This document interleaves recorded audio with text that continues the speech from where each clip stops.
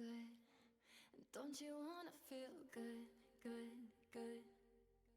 Sometimes I wish that we could go back before you got hurt, hurt, hurt. When before I was scared, now I'm feeling prepared.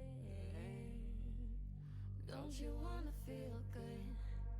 Don't you wanna feel good, good, good? When you say you were leaving, I thought that you meant it.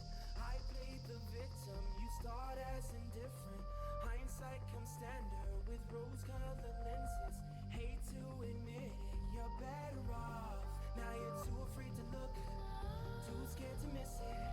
We're night and day, solar eclipses. Too afraid to look, too scared to miss it. We're night and day, solar eclipses.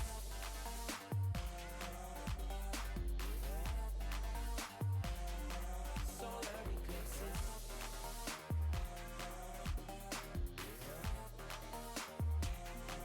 Solar eclipses. Caught up in your gravity, always end up lost in your wake.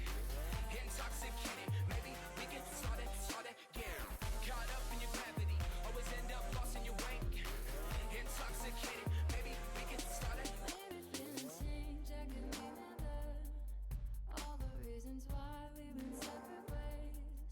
Feeling all alone in your company, keeping you captive in busy chains.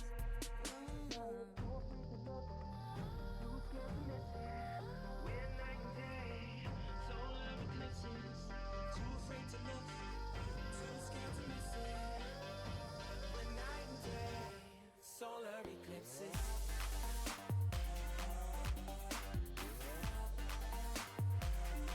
Solar eclipses.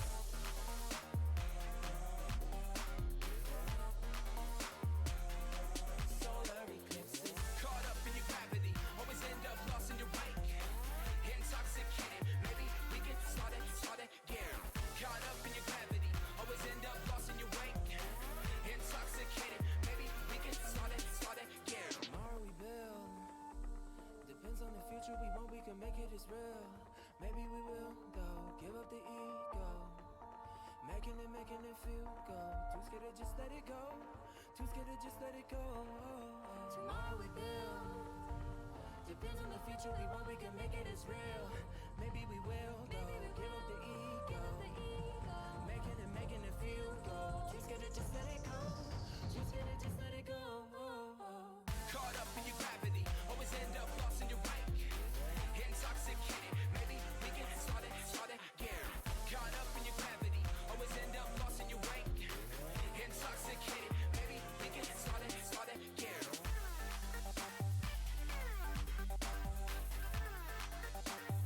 We can start again.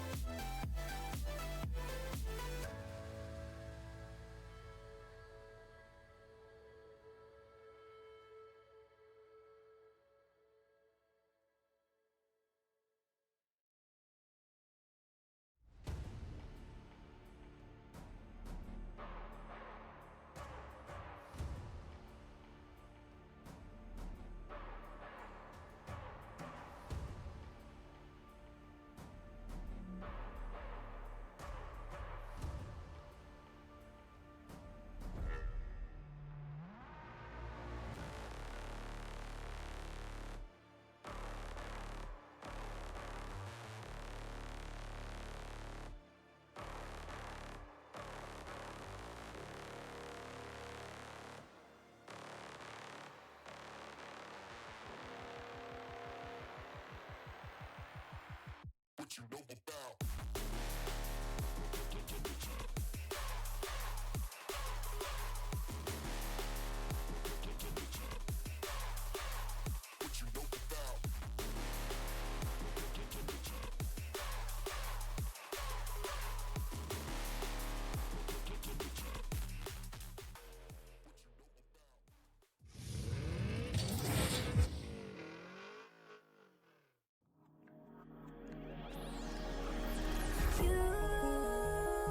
wanna know my feelings every time I look in your eyes. Baby, I can feel your energy, it's making me realize everything we've been through makes us strong enough. You and I, everything we've been through makes us strong enough. You and I.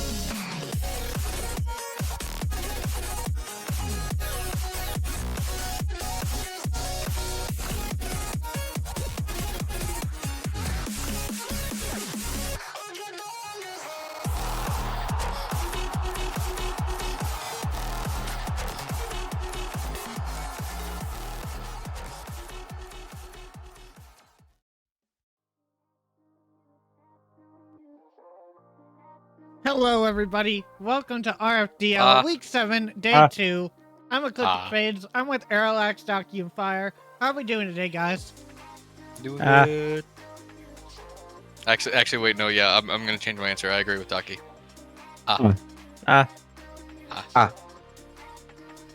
You sound excited to be watching some very interesting matches today. I hope that's the case. Okay. They're trying to throw me off my game. Is it working? Yeah, it actually is. So, you know. Let's go. Great. Well, let's go ahead and just do what we normally do for this pre-show. Let's talk about the games that we had yesterday. And of course, that means we are going to start with the first one that was Gentle Paws and Black Bunny Gaming. And, this one was very interesting. Black Bunny taking it in 5. It was a very back and forth game. Pictus was really showing up to play some of the best games that he had played in the league so far, and the rest of Gentle Paws followed suit. But Black Bunny Gaming just having that little bit of an edge over Gentle Paws here. What did you guys think about the match? I mean, honestly, I thought it was just... I thought it was really, really close all the way through up until that game 5, where it really felt like Black Bunny Gaming just was on a whole nother level for that last game. But Gentle Paws definitely shouldn't be sad about how they played. Like, they were very dominant in that game 1, and Black Bunny Gaming just, I guess, just figured out what was going on, and it worked very well for them. Yeah, so close, but so far, I mean, it did feel like they had a really good chance there. That's the most confidence I've seen Pictus play in a long time, and if they can utilize that and kind of work off of that and continue to make him feel comfortable playing and set him up for success like they did in that game 1, I think they'll have a lot more success, I think, down the road. So yeah, I think they have a lot of good things to walk away from that series with. Yeah, I have to agree as well. I definitely think that they looked really good. It's always going to be a tough match when you're playing against any team in this league, but Black Bunny Gaming has been just so good at pressing their advantages when they need to, and they just showed up in that game 5 a little bit stronger. But I mean, even getting to a game 5, there's not a lot of people that can say they've done that against Hammer. So I think that's definitely something that you should take with some happiness. If I am Gentle Paws, trying to just focus on getting ready for next week. Definitely, you guys played a really good game. But Fire, what were your thoughts after the match? I mean, we didn't play poorly. I'm really proud of how our team played, but just some small rotational hiccups that costed us a couple goals that I think we're just going to try to work out in the coming week, and we'll be fine. So, yeah, we'll work it out. We'll get those things settled, and we'll be ready to go next week because we can't lose next week. We're not losing next week, Fade. I'm telling you, we're just not. I disagree, but we'll see exactly how that goes next week. Guys, it's friendly banter. I promise, friendly banter. Friendly banter. Doubt. No, I gotta say, in this game 5, though, Black Bunny just did such a good job at keeping their pressure up and just taking every single advantage that they could. And you could tell that Hammer really wanted that win, and they do get it. And then we got our second match of the day, which was quite a bit of an upset. X3 Tactics versus Dignipause. The desk expected it to be a pretty dominant match by X3 Tactics, but that was not the case at all, guys. No, it was not. Dignipause just came out guns blazing, and X3 Tactics definitely was getting some good chances at coming back, nearly completing that reverse sweep, but Dignipause once again just... It was such a dominant performance from them, especially in that last game, winning it 3-6. It's just hats off to them. They played so very well. Yeah, specifically Yuki in that game 5, and or that game winner, it absolutely popped off. I mean, we're kind of used to seeing Sylvie be the more offensive, heavy person on that team, but Yuki scoring in a lot of goals in that series, so. Definitely showed up. I think they're starting to finally click. We know that they could play like this, and I think they're finally getting to the point where they're starting to feel comfortable around each other's rotations. So going forward, that's going to be kind of terrifying for anyone that has to play against this team. I mean, I guess I only have two things to say about this series. Yuki, game 5, 5 goals. Yep. What else can you say? That's insane. But in addition to that, I think kind of a quieter story in this one that kind of works in a little bit of X3's favor is I think I kind of just saw Brian scoring a bit more than I'm accustomed to seeing him score. It's good to see that he's getting a little bit more involved in the offensive side of that X3 squad. So hopefully they're able to carry that over into future weeks, because it was good to see. But I mean, Yuki, it was the Yuki show. Yuki was playing fantastic, and like, it's great to see him firing on all cylinders. Yeah, it was just an absolutely amazing performance from him, because as you mentioned, 5 goals in that game 5. Yuki only got 9 total over that series, so over half of his goals were in that last game, which is nothing short of incredible. Yeah, I have to agree. I think Yuki was definitely a standout player.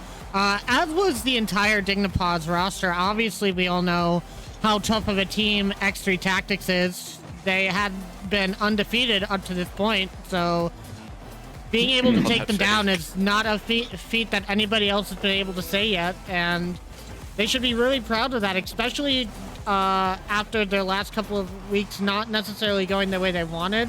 But we kept hyping this team up, saying that they have so much potential, and I think they finally really showed a bit of that potential here. And it's very scary for the teams that are going to have to come up against them in the future, because now that they're on that level, we could expect them to try and continue that dominance as much as possible. And it wasn't just the offensive side either; it was the defensive side. Yuki, in particular, was getting some absolutely incredible saves on the goal line the entire series long, keeping them alive for that Game 5 win. So congratulations to them once again on a job very well done for the team this week. And I think we're about to see the end of the replays here. Just a few more goals, and Bang. I gotta say, X3 did a really good job though of like playing from behind. They got it all the way to game 5 after being 2 down, and they still made this last one pretty competitive.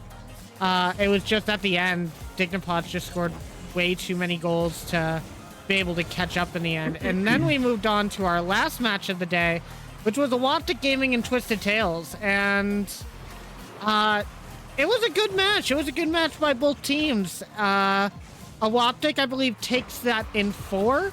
But Yep. Twisted Tales definitely had their showings, and they still look like a really good team. But Awoptic Gaming was playing with a little bit of a chip on their shoulder after last week, and they definitely got it done for week number 7. I mean, yeah, Awoptic, very solid team. They've shown it time and time again. But yeah, they just took care of business. They did everything they needed to take the win, which is good to see. That's kind of their play style. They're not going to do anything too crazy or too wild to get the win, but they're gonna do everything they need to do. Their rotations are solid, and they're supporting each other really well. So good to see that they were playing their style of game really well. And then in addition to that, I mean, hats off to Twisted Tales still. They still played really solid.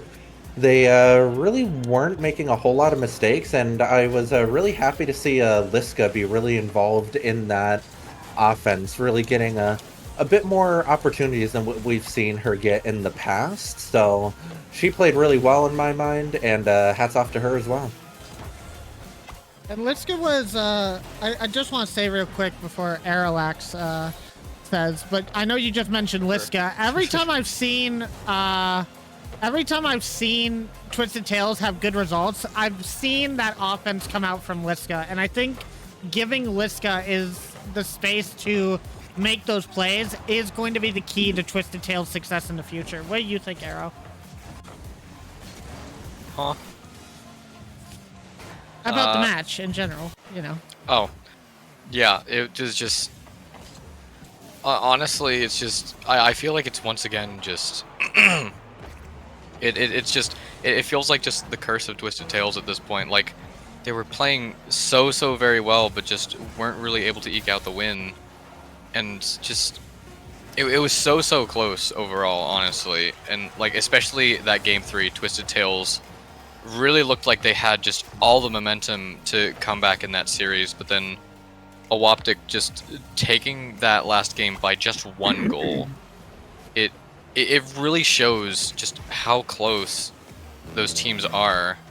Because if I look at the stats here, it was just a 2-goal differential by the end of that, which just shows how close it was overall. And just, again, I keep saying it whenever Twisted Tales is on the field, but I feel like either team could have taken it. Oh yeah, for sure. And I mean, like, you're seeing from a lot of these replays that we're getting, like, a lot of these shots could be going different ways. A lot of these results could be so much different, but you know, it's all those micro little small adjustments that get made, and those tiny little mistakes that really are differentiating teams right now, which is exactly what I think we've kind of wanted to see with the draft league in general, compared to last season where it was so many teams that were just super oppressive and just holding everybody down. Literally, like, you have, let's talk about X3 and Dignipods. You had the 9th seed, I believe at the time, beating the number 1 seed. Like, any team in this league can beat any other team, and it's so nice to see that. It just makes things so much more exciting week after week to see where these teams are going to end up. And getting closer to mid-season, guys, all of these wins are going to matter a lot for each of these teams. So they're going to want to get favorable seeding in the mid-season tournament. So try to rack up all the wins you can. But Daki, to end off that little segment, I would just want to ask how you felt after the match yesterday. I mean, cheese stick. Honestly, I agree. You cannot have any food. No. I'm sorry. No, I mean, Twisted Tales played very well. I think it was just really unfortunate. That was the first time I think ever that our team has clicked. I think in that way where we're doing a lot of our goals are coming off of passing plays, trusting that knowing where we're all at on the pitch at the same time. To make those kind of like backboard passes and full team passing plays that we were having all game. So I had a lot of fun playing that game. Just in general, win or loss, I would have had fun. With how well or how much fun we're having. When you're rotating like that, it's just no matter what you're doing, whether it's in a champ lobby or not, it's a lot of fun. So GG's to everybody. Yeah, GG's. I understand. I thought that was fun. But that was only some of the games. We've got 3 more games, 3 more matches for you guys to enjoy today. Before we talk about the matches, let's go ahead and show the leaderboard for the day. After day 1, here are the standings. You can see Black Bunny Gaming has moved to 2nd place. X3 Tactics, even though they took that loss, they're still above in win record. So nobody is going to be able to take that from them this week, at least. If they lose their next week's match, then there is a chance. However, with that plus 13 game differential, that's going to be a tough feat to pull off. Actually, now that I think about it, looking at the game differential of everybody else, I think it's still statistically impossible. So we'd have to wait at least till week 9 for somebody to be able to take that first place position. And I think that basically almost guarantees them that bye in the first round of midseason. Other notable mentions here, Awatik has moved up over to 5th place. And Dignipause is in 9th still, surprisingly, even after their win. But they are going to be eking closer and closer to that top 8. And Twisted Tales is going to be at the bottom for now. Possibly could move up higher depending on Protogen Rebellion's results today, but we will have to wait and see. But we have 3 more matches for you guys to check out this week. As you can see here with the schedule, 3 of these matches have been played. Today, we are going to be starting off with our featured matchup of FoxClan versus Claude9. Following that up, it's going to be LumiMawcity versus Team BDS. And then ending off the day, we're going to have Protogen Rebellion versus Purrsion 1. It's going to be some exciting matches, guys. I'm very excited to get into all of them. And let's go ahead and just start talking immediately about this featured matchup, guys. It's going to be FoxClan versus Claude9 for our Week 7 featured matchup. And both of these teams, I believe, are equal in standing. They are both 3-3. FoxClan has a 2-game differential above Claude9 right now. So Claude9 going to be trying to take away that 7th place spot from FoxClan. What do you guys think about the match coming up? I think it's definitely going to be a close match. Both these teams have been putting together some quality games as of late. So, I mean, FoxClan, we know what they're capable of with that JV and Taka combo. That's something that's always to be respected out of them. They do have a new Champ 1 to back those 2 up in Abyss.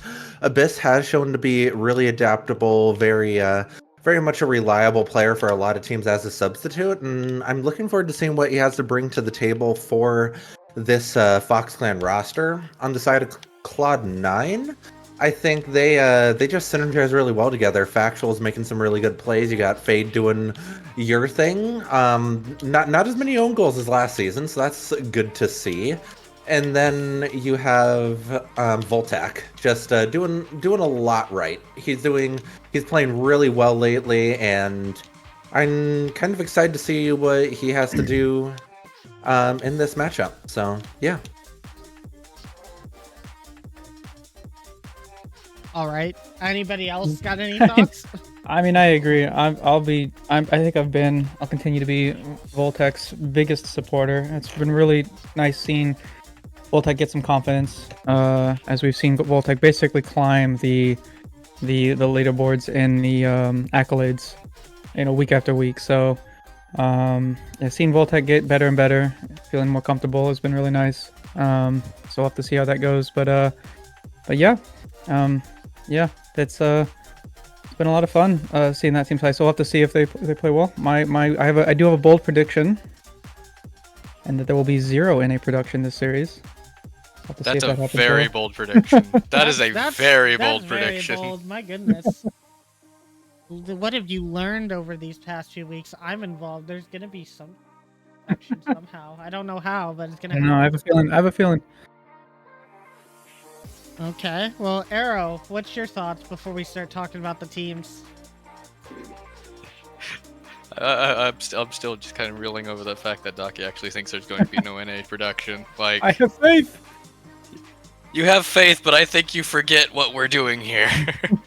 Yeah, I think he forgets we're in the expo of NA Productions. Well, let's go ahead and talk about the teams, and let's go ahead and start off with our first team, which is going to be Fox Clan. And as Fire said earlier, they are going to be bringing on a new person. I don't know why Cosmo's in here still, because it's not supposed to be Cosmo. And look, NA Production. You were wrong, Docky. There it is. So quick. I don't know Docky how that happened, Caster but, cursed the Cosmo is not going to be here on Fox Clan. It's actually going to be Abyss instead. Ooh. I So, can't believe it happened that quickly. That's a weird I'm way in to spell shambles right now. yeah, that's quite a weird way to spell Abyss there. So, yeah, I mean, Abyss, I think he'll fit well into this roster. I believe, if I remember right, also has the Enforcer playstyle assigned to him based off of his stats. So, I mean, it's not going to be a huge change for Fox Clan. I think both Abyss and Cosmo have somewhat similar playstyles. Their stats are looking fairly close to each other, so I think they'll be fine with the shift from Cosmo to Abyss. And I think ultimately this game is going to come down more to how those two upper ranks are able to make those small adjustments and how good they're able to predict what their Champ 1 is able to do, and how natural those rotations fall together. But yeah, I predict it not being too much of an issue for them. Yeah, I mean, I agree with that entirely, right? We've seen Abyss has played on a few different rosters now at this point, and has played well on all of them. So, yeah, I don't think that'll be a huge shock in having to come into a new roster. Yeah, I agree with what you said. It'll be about, talking JV and trying to figure out how to adjust the rotations. There will be, I think, a transitionary learning period. It's just natural with any new team, but I think they'll do good in the long term, at the very least. Yeah, I've got to agree. Like, as you were mentioning, Fire, that they have very similar playstyles. I just took a quick look at the stats, and that is most definitely the case. I feel that Abyss is going to have a fairly easy time filling the shoes of Cosmo, and besides possibly some like minor hiccups in terms of just like having a new player on the team, kind of just trying to refigure out all the rotations, I think Fox Clan is just going to be as strong as they always have been. Yeah, I definitely think it's going to be a great team. Obviously, Abyss being in is going to change up the rotations a little bit, but knowing Taka and JV in there, so good at adapting to different players, I think they're not going to have any sort of problem doing that. Oh, and also just in, Fire never actually sent me Abyss's Fox Clan player card, which is why you don't see it on there. So, Fire Streak production. Let's go. It's not NA production. Doesn't count as NA production. Docky is saved. It's I'm fine. saved. But we'll move ahead, and we will talk about our other team here that I might have a little bit of bias towards here, and that is going to be Claude 9. And what can I say about this team? They're goated. Voltic, Factual, and then some cat at the bottom there. Going to be the manager, but I mean, Voltic is doing really, really well lately. Factual has been such a great addition to the team.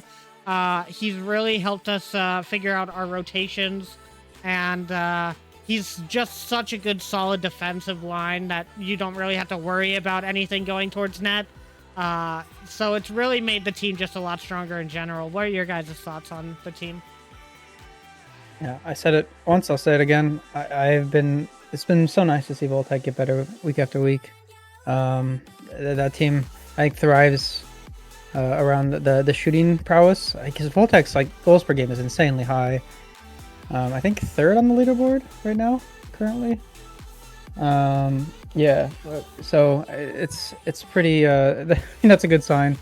And then obviously, as you said, Factual is a really good rotational player, which sounds like an insult, but it's not. It's perfect for threes. That's exactly what you want to be. So, yeah, that's a good team, and I think that they'll continue to play better. I mean, Docky, you kind of took the words right out of my mouth, but I got to leave something for Arrow to talk about, so I'm just going to go ahead and I'm going to go ahead and throw a little bit of hype over to my guy, Factual Data. Absolutely goated player. He's exactly where you want him to be if he's on your team. And if you're the opponents, he's going to be exactly where you don't want him to be. And that is truly the most terrifying thing for a to play against when you are playing threes, because it's one thing to have a player that can do a whole lot of mechanical stuff, because you can, even if you can't make a challenge against a mechanical play and stifle it yourself, you can usually at least disrupt it enough to allow a player behind you to be able to make a play on it. But if somebody's just always in the wrong, or in the exact position you don't want them to be in, you make a single mistake and it's in your net, and that is terrifying. So, I mean, Factual, goated player, and I think he's about to have a huge series. Mark my words. Interesting. Well, Fire, you took exactly what I was going to say, so thank you. Wow. Not letting Arrow talk much. Fire. That's kind of Fire's specialty. It is, yeah. Found out throughout the weeks. Oh my goodness. Fire I just and say Arrow are L kind of on the same wavelength. So. Can I just say L plus ratio? Wow. Can we say cope? Seeds? Involved? Wow. But anyway, before we get into the predictions, guys, we are going to talk about the keys to victory for both these teams. As you can see, we have our matchup here. Ignore the time, as we always do. But for FoxClan, adapting to Abyss is going to be your #1 key. For Claude 9, Factual's defense, as I know very well, that is definitely a key to winning. And then both just having good offensive pressure. Obviously, Taka and Javian do such a good job at doing that as well, so they won't have a problem with that. Claude 9 is going to have to figure out things on the offensive end. And then our key matchup here is going to be Taka versus Voltec.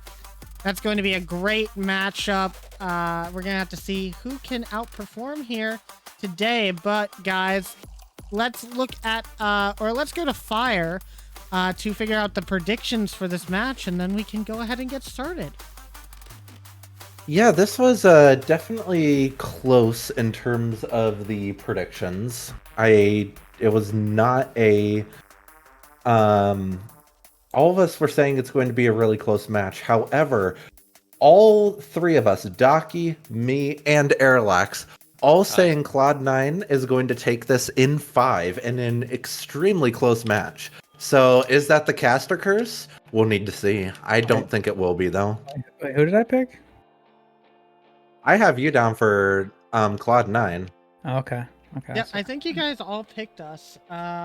Because of the fact that Abyss is going to be on the field learning some rotations, I believe was the thought. But okay, yeah, knowing yeah. Taka and Jay, knowing Taka and Jay, I think that they're not going to have many problems at all with their rotations. But we can only do so much. We can only speculate so much. We got to let the players play. You guys know how it goes. It's time for our first match of the day, guys.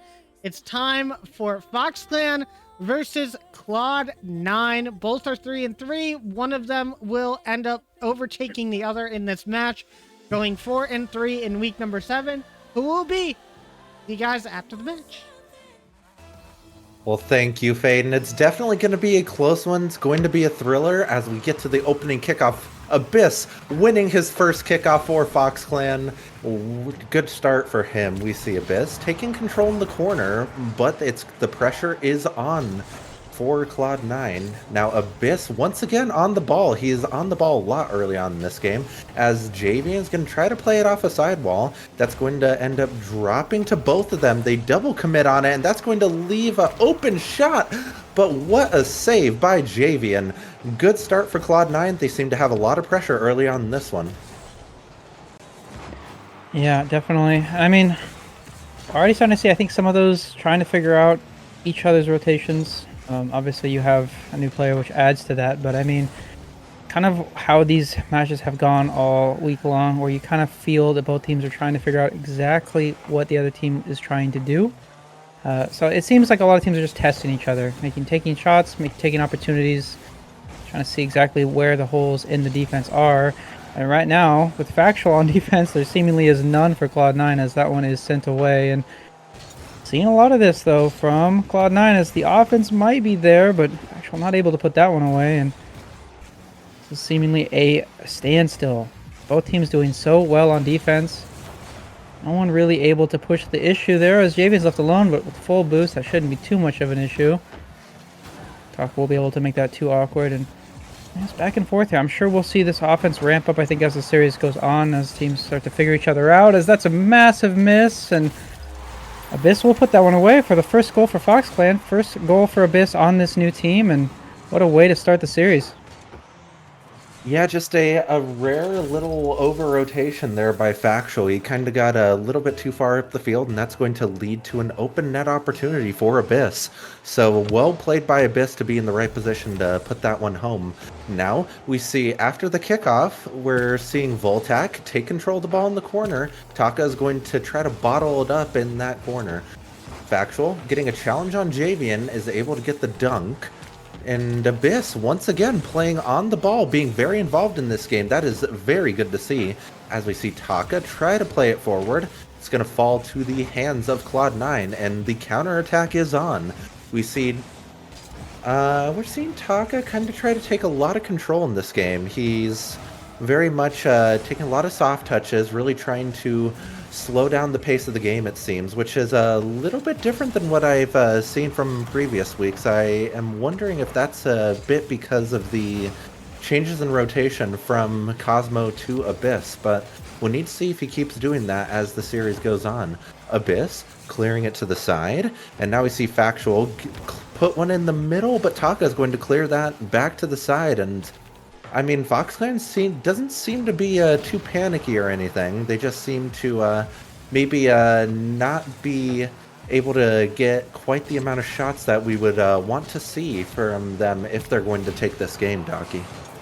And again, these first games are so good at just kind of just testing, seeing where you can break into some of this defense. But as I said before, Factual has been doing a really good job of making sure that that last line of defense is always just there. We know Factual to be that kind of anchor for these rotation teams that he's on. Great job with that last season. He's doing a good job of it on this new team, and wanted to see a little bit more from this Cloud9 team. We're not really seeing them get too much forward, as that's a unfortunate bump that leads into an unfortunate touch from Fade here. Is not quite sure who bumps Fade, but Fade does get the touch there, and Taka will put that one away. And with 134, as we see the Taka quick check come up. I don't know if I'd call that one an own goal, Taka, but definitely an unfortunate touch. Will give Fox Clan the 2-goal lead with about a minute and a half left. Not entirely impossible. But if you're Cloud9, you got a lot of room, a lot of space to make up for. You definitely need to start putting shots on the net as soon as possible. Maybe this is a start for him. We'll have to see, though. Again, game one, though, this is not necessarily in the world for them if they do lose this one. I'm sure Fox Clan will be more than happy to stall here, as they're seemingly attempting to do.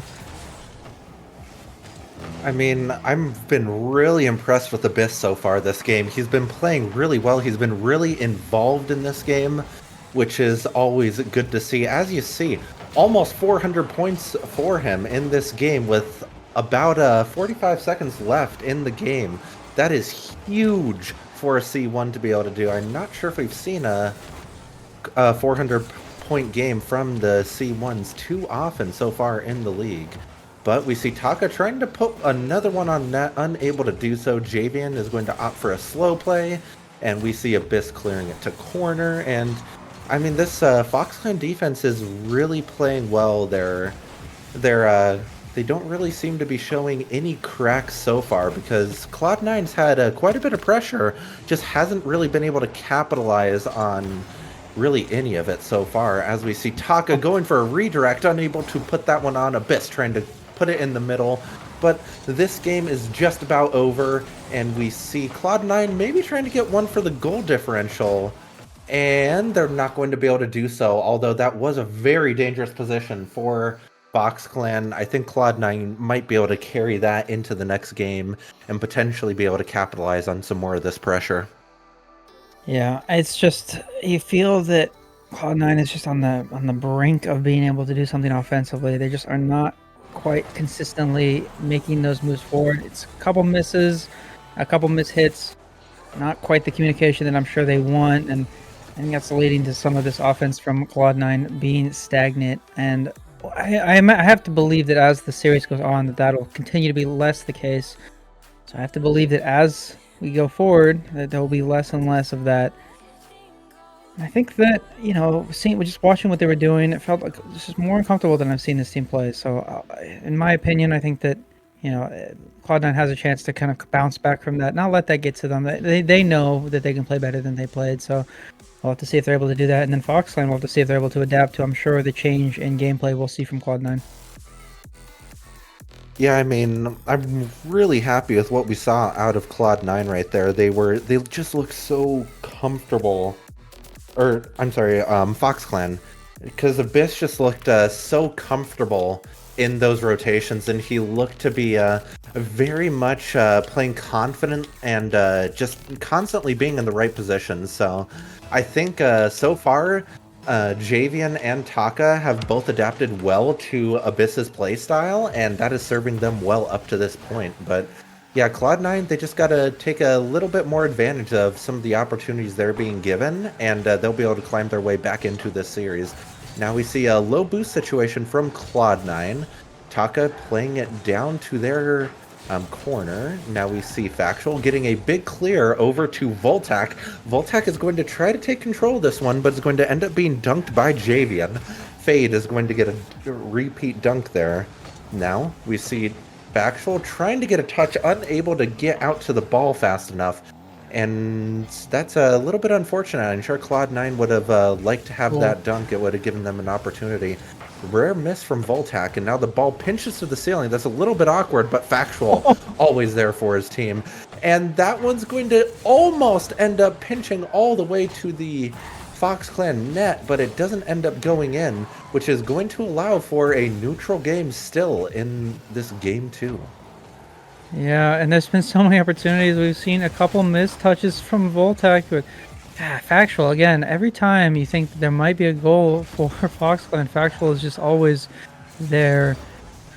Great play from Cloud9 to make sure that one stays out. But we've seen a lot of missed opportunities, I think, from this Cloud9 team. I'm sure Voltac is feeling maybe a little bit off, and probably knowing that a lot of those should have gone to the net, but has not been the case so far. But again, though, they have had the opportunities, so if they're able to convert on these opportunities, we will have to see. I think this game might go a little bit more in Cloud9's favor. Not only have they missed opportunities, which has got to feel bad, they have prevented any goals from going in their own net, which Contra has to feel very good. So they're able to turn this around, maybe connect on some of these passing plays, some of these shot opportunities that they've had, because they are creating them. They might be able to put one in the net, maybe take this, force this into a game 3 that they're not on match point, because for Cloud9 you definitely don't want to do that. And Cloud9, even though they haven't been able to put one in, they definitely look to be very good right now. Their offense has been very solid, just not quite getting that last piece. Yeah, and we saw a lot of that last game too, Docky, because they got a lot of pressure last game. They just weren't able to put the finishing touch to put the ball in the net. And if you're a Cloud9 fan, you want to see them maybe break through here within the next minute and a half or so to give them a lead going into the last part of this game. Because if they're not, that's going to be 0 goals in 9 minutes, which is not really the best sign for a team in a series. So now we're seeing Voltac again just a little bit late getting up to that, and that's going to allow FoxClan to get a clear away. Javian unable to get control of it. Fades is going to punch this down. We see Voltac trying to take a shot on net, and that was bouncing in front of the net, but they're unable to put it away. And that was an open net opportunity that they should have been able to take advantage of. And they're going to want that one back, Docky. They want to put those in when they're getting this much pressure. Now we're seeing a ton more pressure. They finally put one home, and they're finally able to put the finishing touch on a ton of pressure so far this game. That was the openest of open nets. No one in net. The demo rings out, and Cloud9, that's what you need. You need the momentum. That's usually how it goes. You find this as like a microcosm when you play ranked, is that sometimes as soon as you find a way to break into the play, make a play on the ball, get that play timing going, it seems to be that the floodgates open. So maybe that's exactly what Cloud9 needs. It's a little bit of a sloppy goal. They did need to get a demo. I'm sure that they will be happy to have that one. But that might be exactly what they need to start opening some of the scoring here. They've only gotten one so far in the series, but right now that's all they need to be able to equalize the series. They don't necessarily need another goal, but a buffer, I'm sure, would be nice. It seems like what's bound to happen here is Factual will get that one in. And they do take a 2-goal lead, so we see reverse of game 1 as Cloud9 now is in a 2-goal win, or 2-goal lead.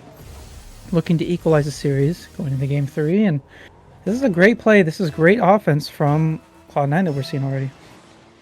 Yeah, they're doing a really good job of just bottling the ball up right in front of the FoxClan net, which is going to leave that ball in a dangerous position for a long time, which is exactly what you want to do if you're a pressure-heavy team like Cloud9. So that's very good to see that they're able to capitalize on those a bit better than what we saw them do the first game. So now we're seeing a big clear from Cloud9. They're going to go for a counterattack here in that, but they're not going to be able to put that on. Javian taking control on sidewall. Voltac cutting it, though. Taka is going to get a 50 towards mid, but Factual is going to be there for the clear. Fade trying to get a redirect on it, but he's unable to get the touch he wants as Voltac is going to follow it up. Factual should have an open net there, and he's able to put it home.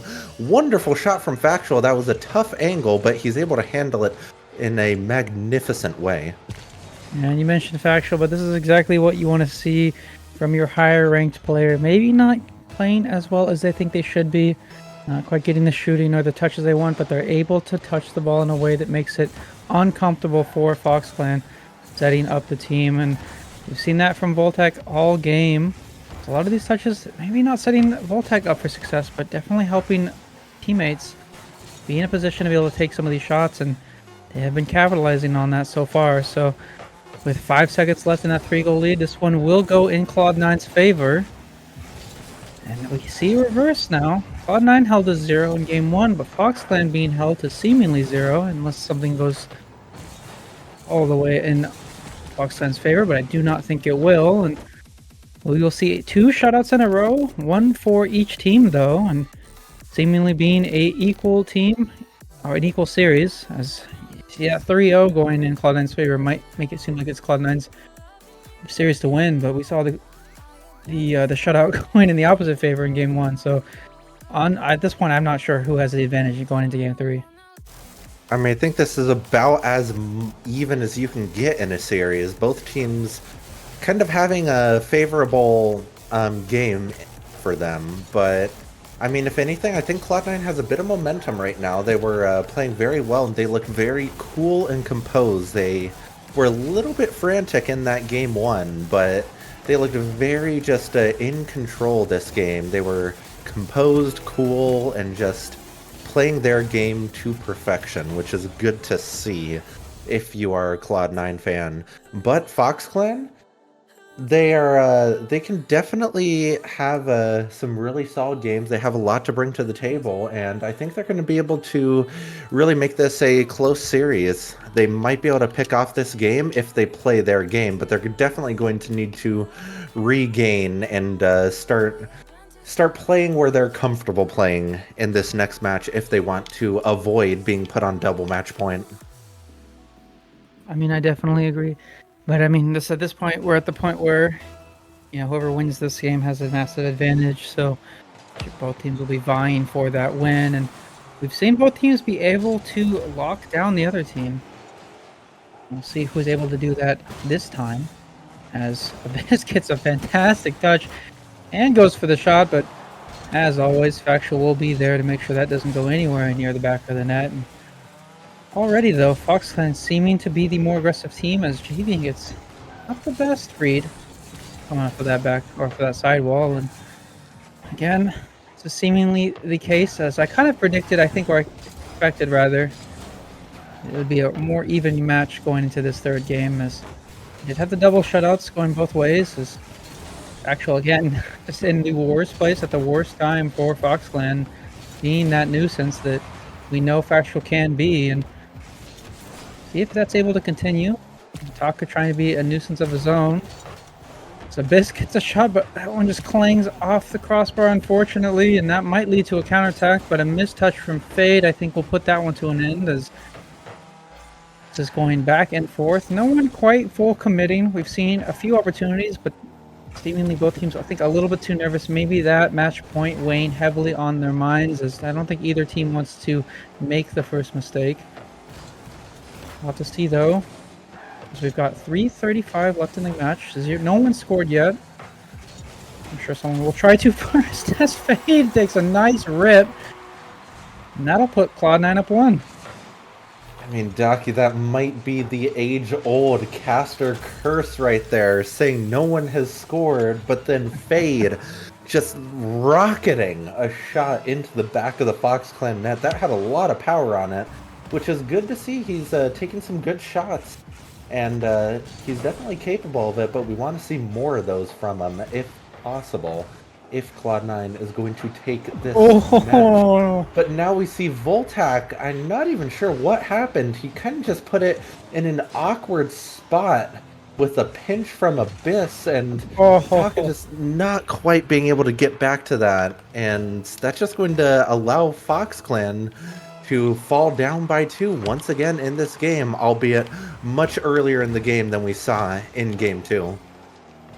Yeah, I mean, that one was surely in no matter what. I don't know if I'd call that one quite an all. Had to get a touch on it. Unfortunately, it just does not go the way the Taka wanted, obviously. And, at that point, what can you do? That's just such an unfortunate pinch out from Voltac. So it's right onto net. And if you're Cloud9, this is looking good for you. You did it last game. You went up 2-0. You're doing it again to Game 3. That has to feel good for you in the world of momentum. And Rocket League being all about momentum. You have to think that FoxClan knows they need to turn this momentum in their favor as quickly as possible. They do not want to get this one as a loss and then go into game number 4 with a lack of momentum. So I'm sure that would not ruin their chances, but definitely make it a lot harder on them than I'm sure they would like. And only seeing that's not facing them, as we've already seen some passing plays come through, but unfortunately that one does not go in, and Fade on the defense will put that one away, as we saw a shooting opportunity from Abyss. Might have been possible. This defense, though, from Cloud9 seemingly very frustrating to go against, as there are multiple people jumping at almost every shot opportunity they have. And I mean, if you're FoxClan, what do? You have shooting opportunities, and you try, you get sent away, and then all of a sudden there's a counterattack and it's in your net and you're down 3. I mean, if you're Abyss in that situation, like we just saw, that has to be terrifying, seeing, I believe it was Javian taking that shot, but seeing a GC3 charging towards the ball, and then he just, or I'm sorry, that was Voltac on that, but seeing a GC2 charging at that ball and then just diving out of the way for the fake at the last second, that's such a smart play by Voltac, and you can't overstate how how good of a play that is, because that was very smart, very huge, and just identifying the situation well. But now we see Javian, almost like I spoke into existence, receiving a great pass from Taka and putting that one home in the back of the net. And, you know, Cloud9 just giving a little bit too, just barely too much space to give Javian the chance to put that one home. And I'm sure they'll clean that up as the game goes on. Yeah, I mean, that's what you need if you're Fox Clan. Might have a chance to make this a little bit closer. You'd love to have some momentum. Even if you aren't able to take this one or get a one-goal game, the momentum going into Game 4 will be crucial, as you definitely do not want to be on the back foot going into game number 4. But my goodness, I don't think I've seen this much offensive pressure from this Cloud9 team since they subbed in a GC2 in Skifty, and this is seemingly, it seems like the rotations have clicked for this team, and you have to think that this is what they want, this Cloud9 team is striving for, even, as this kind of offensive heavy pressure. But Javian, where was this in our ranked matches, Jay? Just kidding. Great shot off of a missed touch from Factual, has to jump for it, just not there, and a nice shot from Javian. Does bring it to 1. 40 seconds is a lot of time, even in threes, and have to see if they're able to bring this to equal. I mean, yeah. Sorry. Docky, the king of friendly banter right there with Javian. I'd love to see it. But, I mean, yeah, Cloud9 getting a lot of offensive pressure. Maybe not playing quite as cleanly in the past minute and a half or so on that defensive front, but yeah, they've had tons of offensive pressure. Factual already knifing in for that one. Fades is going to have a shot, but Abyss is able to get a fantastic save to get that out of his own half. 10 seconds left. We see Fox Clan trying to put one in, trying to avoid being put on double match point. Abyss is kind of hovering under the ball. Taka is going to need to keep this up, but is unable to, and that's going to come down to Cloud9 taking that crucial game 3, which they only need to win one of the next 2. So we'll need to see if they're able to capitalize on that. But Fox Clan doing a really good job of getting some crucial momentum and pressure towards the end of that game. Yeah, we saw what I think the potential that Fox Clan team has. I mean, we know JV and JV and Taka are very good. They have the ability to absolutely unlock or lock in at any point in time. They just were not able to, I think, that game. We did see it in there, though. There was a chance there for them. And, you know, going down 3-0, that did not get to them. They scored 2, you know, with a minute and a half left. And that's what you want to see out of this Fox Clan team. That gives them a lot of momentum. You know, they went down 3, but they scored 2 unanswered goals there. Great plays. And I'm sure going into this game 4, I don't think it'll worry too much on them. I know that those two are probably the most chillest people in the league. They tend to have a lot of fun no matter what. They know they can play well. They do play well. And I'm sure they will bounce back in game 4. I do not think that they will let that get to them at all.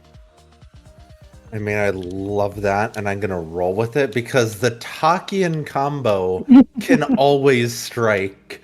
You know that Abyss has shown to really be able to do some good things during this series, but I mean, Takian is the core of this team. So yeah, I think I'm going to keep that one. Thank you, Docky. That's I had to get them back after the Taki comment from last season. You know, we had Taki last season. Now there's Taki and we're Taki. Oh my goodness. I mean, that's almost going to end up going in Cloud9's favor on that possession, though. But now we see Voltac chipping it high. Factual being up for a 50 if needed. There's no one there for that, though. So he probably didn't need to go up for that. But now the potential open net, and Abyss is going to put that one on target. He identifies so well that he has a bit of time there. Taka coming in with a great bump on Factual, and that's just going to be a great team play to put Fox Clan up by 1. Yeah, we talked about Takian, but there's Abyss in that effect in that formula as well, and Abyss has been playing great all series long, and it's a great bump. Taka trusted that Abyss would have that shot, and Abyss definitely did have it. And That puts Foxclan up 1, and I think after going down 3-0 last game and being able to bring it back to a 1-goal game in the last minutes of it, you going up 1 early has to feel good, as Javian does what Javian does best, and those solo plays from Javian are just so good. It's the second touch. I don't think Factual expected this backflip, and it was right over the top of Factual. It's such a good play from Javian. So hard to read, and Foxclan, after a struggling first half, or first 65% of that last game, already up 2. That has to feel good for them.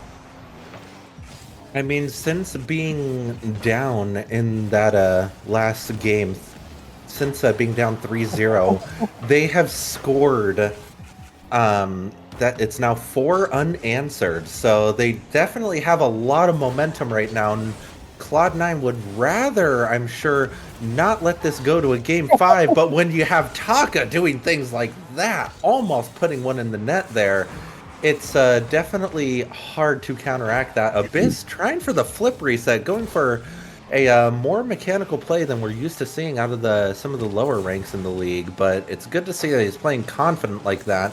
And, I mean, Foxclan seem to be firing on all cylinders right now, while Cloud9 misses a potential opportunity there.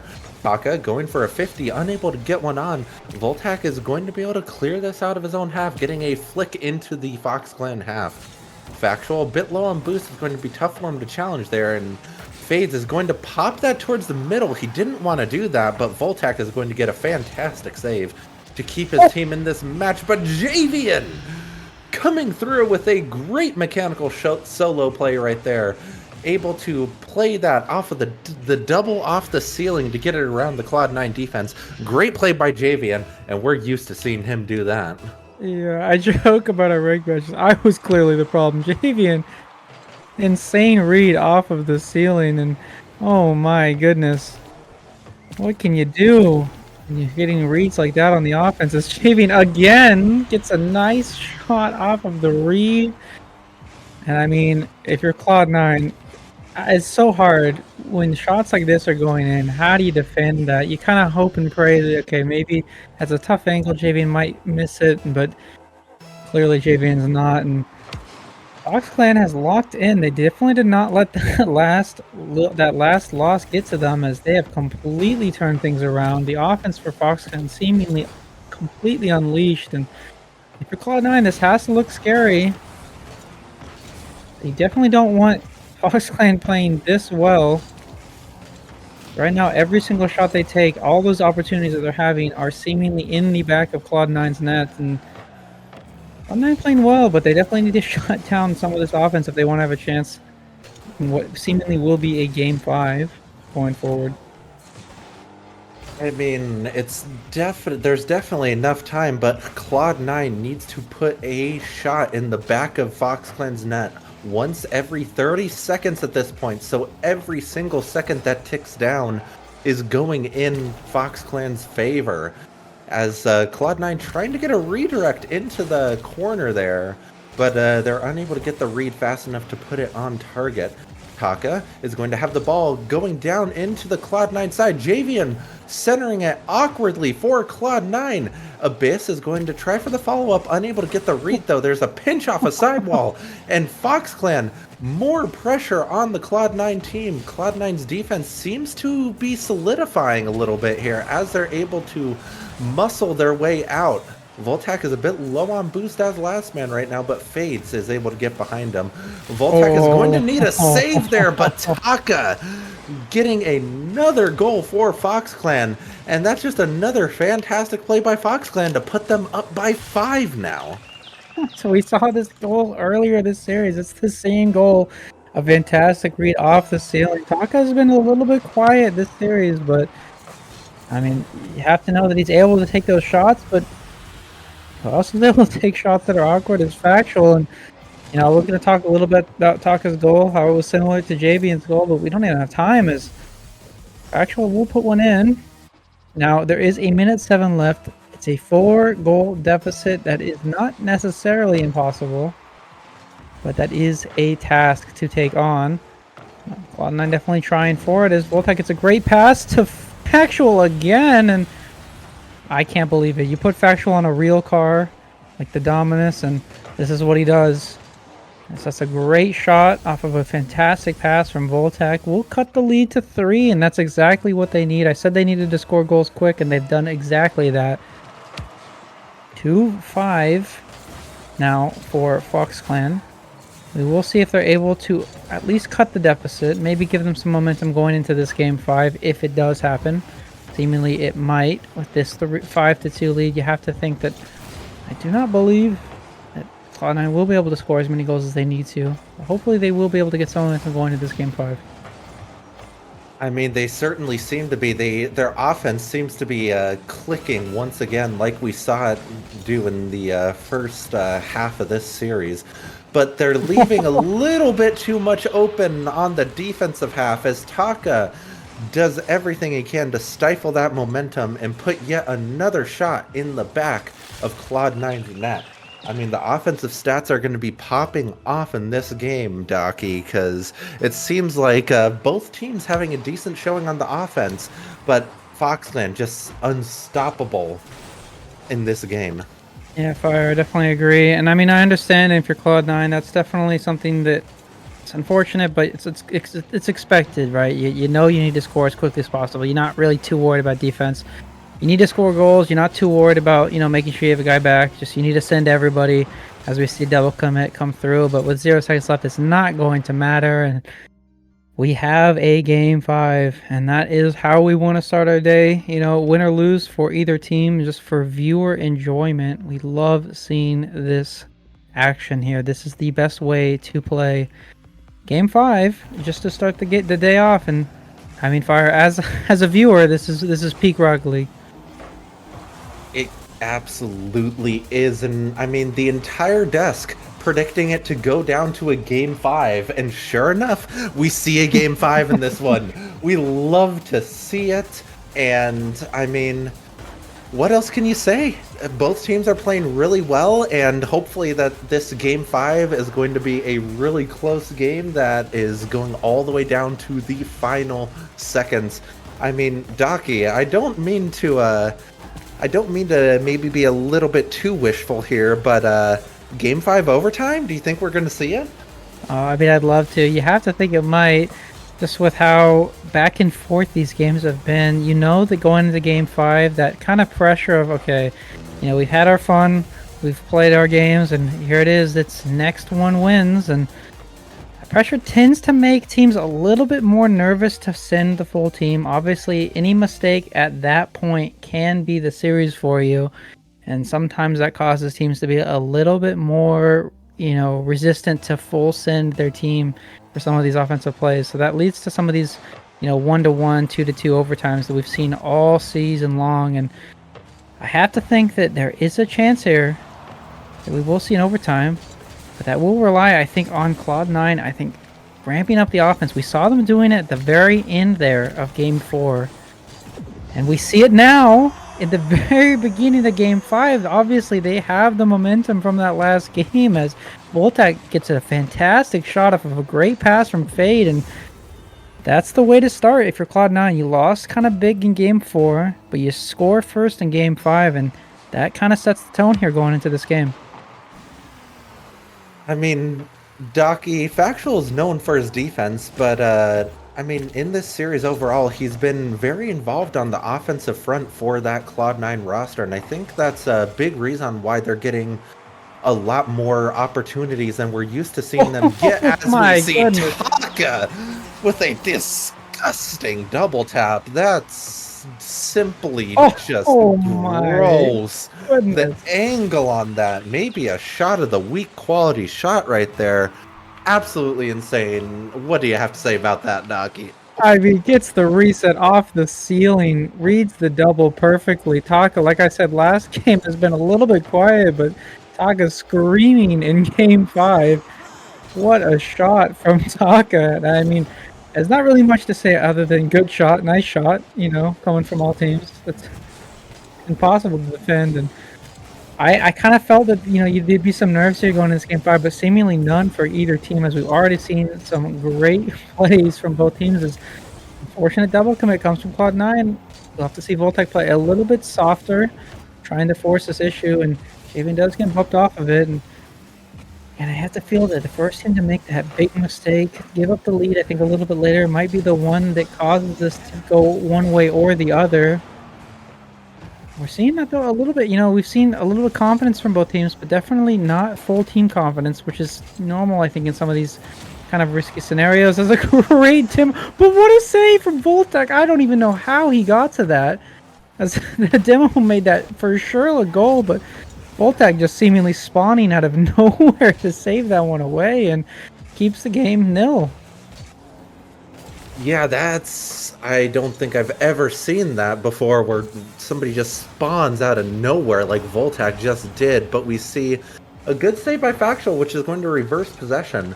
We see it pop towards the middle of the field. Fades is up for it. I think Factual might have had a little bit of a better angle on that. Maybe those offensive rotations still need a little bit of work for Cloud9, but they're able to get it clear. We're seeing the ball end up in the Fox Clan half once again. Javian is going to go for a Mechie play out of his own half, and that's going to put the ball on the Cloud9 half of the field.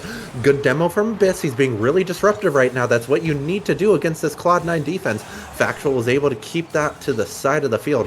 Javian taking it off a sidewall. He's going to try to put this on net. He's going to get it over one. It's off a back wall. Taka for the follow-up, unable to put that in though. Abyss is left as last back, but he's able to get that to the side, fortunately for Fox Clan. Javian playing it off of his back wall, and I mean, we're seeing a lot of pressure come out from Fox Clan here. They seem to be really putting a lot of pressure on that Cloud9, but Cloud9 is so resilient on that defensive half of the field, and they're just staying in this match so well, Docky. Yeah, and this has just been back and forth. We've seen so many opportunities from both teams, but the defense has been so good.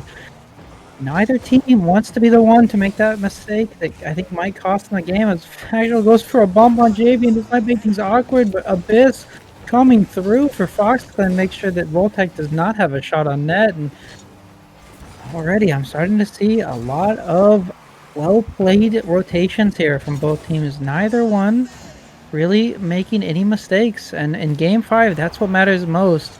Anything that's happened before, no matter how good the goals are, no matter how good some of the passing plays have been, as Factual gets an insane save off the crossbar, but unfortunately it's not going to be enough, as Abyss once again comes through for Fox Clan and is able to put that one in, puts Fox Clan up 1 with 1:15 left in Game 5. I mean, this game couldn't be any closer. Both teams playing so well, and it's a shame that one of these two teams is going to need to come out of this series with a chalk in the lost column. But, I mean, what can you say? Both teams playing so well. Cloud9's defense has held on for so long this game, but it just squeaks by there. Voltec is going to try to get a pinch off a sidewall. It doesn't go as far as I'm sure he would have wanted, but that's a fantastic redirect by Factual. And, I mean, Factual is known to have a clutch factor to him. Are we going to see that again in this match? We see Javian going for a double, unable to put that home. Voltec is playing that forward. Voltec is going to try to get control, but that's a great bump by Javian to make it awkward for him. Fades is going to be left as last back. He's going to be able to slow it down so his teammates can get back. And Abyss opting to try for a little pinch there. Isn't able to put that on target though, which is going to allow Cloud9 to get the ball. And as we wait for it to pan over, we see Voltec going for the shot. Factual trying to get another one. 10 seconds left. We see Voltec has an open net, and Voltec puts that one home, allowing for the game to be all tied. 9 seconds left. Oh, what an unfortunate miss from Javian, but Voltec notices that immediately and takes a clanger on net to put that level. It almost felt impossible. They had some opportunities, but they were not able to convert, and Voltec out of nowhere once again absolutely putting this Cloud9 team on his back and levels the game with 9 seconds left. We now suddenly have overtime. Game 5. Fire, I think you called it. Game 5 overtime. We spoke it into existence, Docky, but don't let it end this soon. Fades is going for the double, and he's able to put it home. Fades completing the sweep of his old teammates on Fox Clan last season. And I mean, it's almost a shame the overtime was only 6 seconds long, but that is a great way to end the series for Fade, just putting the team in a great position and finishing that series strong. Oh my goodness, ripped from the claws of Fox Clan. It was there. They had the win. Voltec forces the overtime, and Fade gets the quick read off the backboard over Javian to take the overtime. I mean, I don't think you can ask for a better series. Both teams played so well, but that one just not going in Fox Clan's favor. And Cloud9, you have to be happy. That has to be a hype moment for that team. They did not look as solid sometimes in that series, but they were able to pull that one out. And, oh my goodness, Fire. Yeah, I'm kind of out of words for that one. You can't get a better series than that. Back and forth all series long, and eventually coming to a stunning conclusion as, I mean, Cloud9 pulling off the comeback in Game 5. They looked like it was a done deal for Fox Clan, but, I mean, Voltax sending into overtime, and then Fades just finishing off that series with a bang right at the end of the overtime there. So, well played to both teams. Neither team has anything to be disappointed about. They both played fantastically. And, I mean, you can't ask for more from either team right there. They both played super well. But I think with that, you can't harp on this game too much because we have 2 more games still left in the tank, Docky. We've already had 3 Game 5s, and hopefully we're about to see more as we head into the next match, which is going to be LumiMawcity Gaming against the Big Dragon Squad. It's going to be an exciting one. So we'll see you guys after this break to go right into that game. See you guys.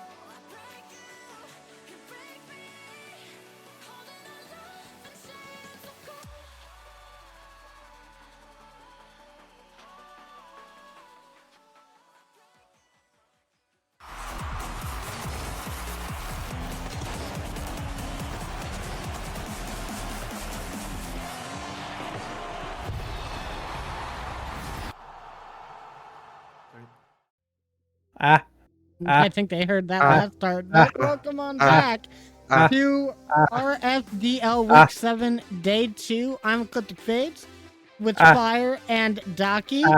And yeah, that was a great match that we just got to see. Fox Clan played really, really good. And they were popping off. But luckily for me, I have goated teammates in Voltic and Factual. And we'll take that one in 5. So, yeah. Good games. Fade, you do have goated teammates, but don't downplay that last double you had. Hitting that right at the start of overtime when the nerves are high cannot be understated. So wonderful shot by you to finish off the overtime. Great job by Voltac to force it into overtime with 9 seconds left in regulation. That was just... I think that might be the closest, just most clutch comeback we've seen this season so far from any team. So, I mean, Factual's clutch factor, he might not have gotten one of those 2 goals, but it's showing on you guys. Like, you guys got the clutch factor now, which is great to see. Well, you know, with Factual, there always comes the ice for those 0-second comebacks. So, you know, he just kind of makes the roster so much more confident and able to go forward with a lot of these with these plays, and it makes our backline a lot more comfortable rotationally because we always know Factual is going to be in the backline. So I think that really helps me and Voltec turn up the aggression as much as possible, and it has been working out, but we will have to see if next week we can perform the exact same way and show up again. I'm sure my team can do it. So yeah, I mean, we'll see how that goes. Yeah, I do want to point out, you know, even though Foxland took the loss, we predicted this happening, but Abyss playing phenomenal, I think, in that rotation, showing up exactly when they needed to. Got a little bit unlucky, but you know, at no fault to Abyss. I think that seeing them, I think, jump into that rotation as quickly as they did, feeling comfortable seemingly, I think goes a long way to this Foxland team in the long run. So, you know, they took this loss, but I still think they're a top tier team with Abyss coming into that third roster slot. So, you know, well played to Cloud9 obviously, but also well played to Foxland. Oh yeah, of course. I have to agree there. But like, I expected the rotations to be a little bit askew with Foxland, but no, Abyss really showed up and they impressed me a lot. I've seen them play in I've played against them before when they played, I believe, on Twisted Tales, and obviously that was a last minute thing, so it was a little bit harder for them to come into that match. But now that they've gotten some practice with the team, they're looking really good, and I'm very excited to see what they can come up with in future weeks. I think that team is going to look really good. But enough about that match. Let's talk about the one coming up here, which is going to be LumiMawcity versus Big Dragon Squad. And this one's going to be very exciting. 2 very attack-oriented, aggressive teams that each have a duo that is very well known for being able to score very, very insane shots. What are you guys thinking about this match that we have coming up? I mean, it's going to be a good one. I think it's going to be fun to see. I mean, Avid has just seemed kind of unstoppable lately, but so is Big Dragon Squad as a whole. So who knows how it's going to turn out, but we have an unstoppable force meeting an immovable object in this series, so I'm excited for it. Yeah, I mean, I think the only way that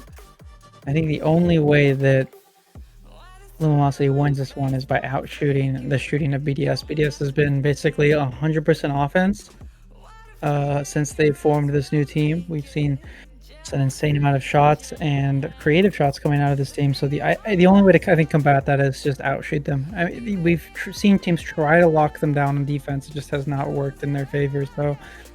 And you have Aerolux, right, who's a fantastic offensive player. We've seen Aerolux absolutely pop off all season long. So, you know, you got Aerolux, you got Avid. If they can clutch in and lock in, I think they have a chance here. But, you know, with Avid coming back from a con, that might make things a little bit more difficult. We'll have to see. But as it is, I think we have a very high-scoring barn burner on our hands here. I mean, to kind of add on to that a little bit, Docky, drawing things back to last season, because, we love to do that.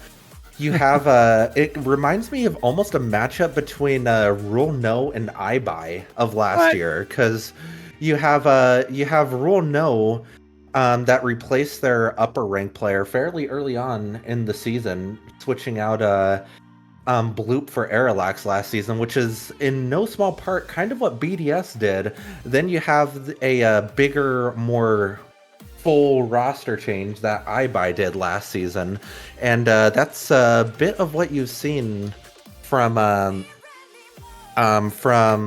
LumiMawcity, where they replaced their middle rank player in Gala with the combination of Notjo and Avid, kind of going back and forth with that. So, I mean, both these teams kind of looking similar to how some really solid teams from last season looked, and we'll need to see which one is able to come out on top. Yeah, you say Rule No, I say Kitten Corp. Okay, both those teams, Kitten Corp, IBF, make it to the grand finals. We'll have to see. I think both these teams are capable of doing it this season. So, but no, jokes aside, I definitely agree. I think that, having those roster changes in both of them, I think playing better afterwards, and no shade to, obviously, they traded out Gala, who obviously I think highly of since he's been absolutely peaking for my team. It's been, I think, a benefit for both of us. Having these roster changes though and being able to adapt to that well, I think is a good sign. I think for both of these teams going forward. Yeah, for sure. I think that both these teams are going to be very tough opponents for any other team to play against. I want to see how they each adapt to each other's very aggressive play style going into this match. And I will say I almost just freaked out the LumiMawcity squad because I forgot Reverb is West and not EU. So I thought we might be alternating servers, but no. Because Meezer is EU and Reverb is West, all of their series are played fully on NA East, which makes matches with them very, very easy to get going. But I think Avid thought for a second they might have to play EU, and they were like, oh, but I think they're all good now. And we are about to get ready for this match, so let's go ahead and talk about the team specifically. Let's go ahead and talk about our first team, which is going to be LumiMawcity, and we were just talking about them. They did make that roster switch. Obviously, it was going to happen either way. We all knew it was going to happen. Avid is now going to be playing, and they've been playing for the last few weeks, and they've been showing up. Avid has been doing such a good job. Already 5th in goals per game, 2nd in assists, and Arilax taking 5th in saves, demo, and score. And you can't doubt Levi here because they have done so well at facilitating their rotation in the midfield as well. And that's why I love this team so much. They've really incorporated Levi in a really nice way for their matches, and I expect them to be strong today. Yeah, I agree. Go ahead, Docky. Oh, yeah. I was gonna say, like I said, Arilax, obviously fantastic player, has finally learned threes rotation, so that is terrifying. We'll have to see if that continues to be the case going forward, which sounds like an insult, but I mean, Arilax seemingly being more and more comfortable, I think, on this team, and has helped them out a lot. I know that Evid said earlier on when they drafted Arilax, they wanted that kind of commander of the pitch, and that's exactly what Arilax has been these last few weeks. So, going against that's kind of terrifying. We'll have to see if that continues to be the case, but it seems looking pretty solid. I mean, I think Fade already talked about Levi quite a bit, which is definitely Levi deserves a lot of credit on this team. But I mean, you also have Avid, week 4 MVP, has played fantastically this season, and then also with Arilax, who is, statistically speaking, the definition of Mr. Consistency over there. Arilax just coming in top 5 in the charts in so many different categories, and the ones he isn't, he's not far behind top 5. So, I mean, Arilax, Mr. Consistency, I want to sing his praises a bit, because I don't think he's had enough of that this season. Yeah, for sure. I think that the team is going to be really good. I'm very excited to see if we see some more of the Arilax and Avid combo. And of course, I'm sure Levi's going to be able to get in there and score some really good goals as well. But they have a very, very tough team to play against. And that is going to be Big Dragon Squad here. Because ever since they made their roster changes, bringing in Reverb, this team has been so aggressive, so powerful. And just been showing up every single week since then. Not taking a loss, I believe, since week 2. And, my goodness, they're just so scary to play against. I mean, let me tell you about my guy, Reverb, the GOAT I've known for a while in Static Community. He is a great player, absolutely fantastic. He just is able to bring... He's stellar on defense, but also his offense is impeccable. He just creates so many opportunities for himself and for his teammates. And, I mean... what more needs to be said? He's a fantastic player. I mean, the other player I want to shout out is Rue the Fuzzy, who was great. He's come up in clutch moments so often for this team, and he's kind of been more of a quiet player on the team, but he really is able to show up when it counts. So, I mean, Rue the Fuzzy also goated, and I mean, I'm sure Docky will have a lot to say about Meezer as well. I got a lot to say about all of these players, okay? Yeah, I mean, yeah, you mentioned Reverb, you know, I'm sure Mitten somewhere is off in the distance crying about all the attention Reverb has been getting recently with how well he's been playing. But yeah, Reverb, obviously a fantastic player, has shown as much early on. And as you were saying, and one of the things I want to mention just specifically about Rue is that we have seen these Diamond 3s being kind of the X factor for other teams. As Rue's been playing really well. Bax is also Virtuoso Tales playing fantastic for their team, and that's kind of been really, really good to see. I think the confidence is there for them. You might think that the confidence might be an issue playing in some of these higher ranked lobbies, but that has seemingly been not the case, as Rue has had some fantastic plays for BDS. And of course, Meezer. I mean, what can you say? Just very good on the team, setting up for Reverb, taking some fantastic shots of himself, and you know, causing this team to become kind of a meld in terms of rotations. So yeah, this team has been on a tear the last few weeks. I do not think that will stop. These are 3 very talented players, and you have the chemistry that Reverb and Meezer have kind of formed so quickly. I don't think that chemistry is going anywhere anytime soon. Yeah, and to be fair, like when you're really fuzzy, how can you be scared when you have such a good team for your second, third? You've got some very aggressive, heavy players who still know how to rotate into the backline very efficiently, and they are always back for any sort of saves that they need to get.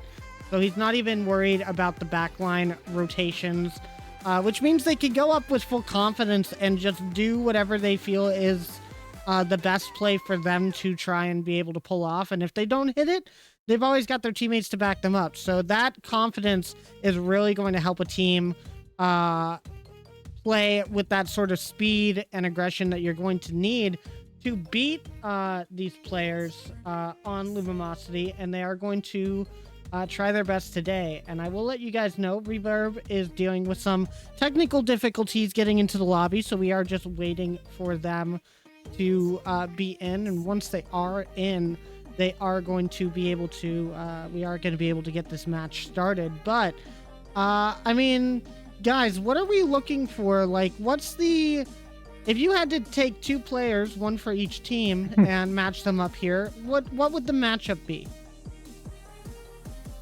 I mean, I feel like it's pretty obvious for me, at least. Reverb, Arilax, right? Like, the highest, biggest playmakers on each team. Reverb has been unstoppable in some of these moments, and Arilax also just very good at the game. So, you know, if I had to put a 1-to-1, I feel like Reverb versus Arilax is my go-to. You know, just the ability, who's going to be on, who's going to be making some of those crazy mechanical plays we've seen all season long. I mean, I was I was gonna say, actually, the Avid Airlax combo, just because I feel like just the chemistry with the teams has been more Airlax, or I'm sorry, yeah, what am I saying? Fox.exe is not working. I mean, Reverb against Avid. My bad, because those two are more the kind of more playmaker heavy play styles on their team. I think Arilax is more similar to Meezer in terms of the role he's taking on the team, just because those two are more the more support, just being in the right place at the right time all the time for their teams. But since you already took Airlock's passing. a reverb. I'm gonna say the two lower ranked players on each of the teams, being Rue the Fuzzy for and Levi for the two teams. I Oh, think no. both these two players are going to need to really come up in support of their two upper ranked teammates and really maybe not make the big plays and maybe not make these crazy mechanical plays or anything, but just who is in the right spot at the right time more often, because we've seen Rue the Fuzzy do that many times, and I want to see that come from Levi too. So we'll need to just see. We'll wait and see if that's able to be something that happens. Yeah, and I mean, you have to talk about the two that were not mentioned really, Meezer and Aerolax here. They are both extremely what, Docky? Oh, I said Airlox. Oh, did you? I thought you said Avid. No, you I did. said Airlox. You did say Reverb. Aerolax. Oh, you're No, right. no, But yeah, you let's talk about I guess let's talk about Meezer a little bit, because ever since bringing on Reverb, he's seemed to get a very sort of good chemistry with them that has been working out really well, and that is what makes this BDS roster so strong, is that the chemistry between all three players even has just been so immaculate, even, especially with the passing plays that Meezer and Reverb have been able to pull off throughout their series. And if you are LumiMawcity, you're probably going to need to be able to shut that down pretty quickly if you're going to want to take games off of this squad, because you know that they're going to be coming right out of the gate with those sort of plays, because this is a team that does not start slow. They've always started pretty quickly. And what do you guys think is going to be the key for LumiMawcity to find success here? Because I definitely say that they are the underdogs in this sort of situation. Teach Aerolax threes. I'm just kidding. No, I mean, honestly, no. They just need to keep doing what they've been doing. We've seen them be able to do exactly what BDS is known to do, which is to score the ball a lot and have a lot of offensive pressure. This will be interesting because neither of these teams are really known for their defensive prowess, more so just being an offensive heavy team. So in my opinion, it might be that, I said, I'm actually about to contradict myself. Yeah, I said that you keep doing what they're doing, what they have been doing. But it might be the case that the factor here is that maybe locking down some of that offensive pressure and keeping up your own offensive pressure. And if they're able to do that, they will have, I think, an advantage. But obviously, BDS is gonna be feeling the same way. So yeah, definitely. Fire, what are your thoughts?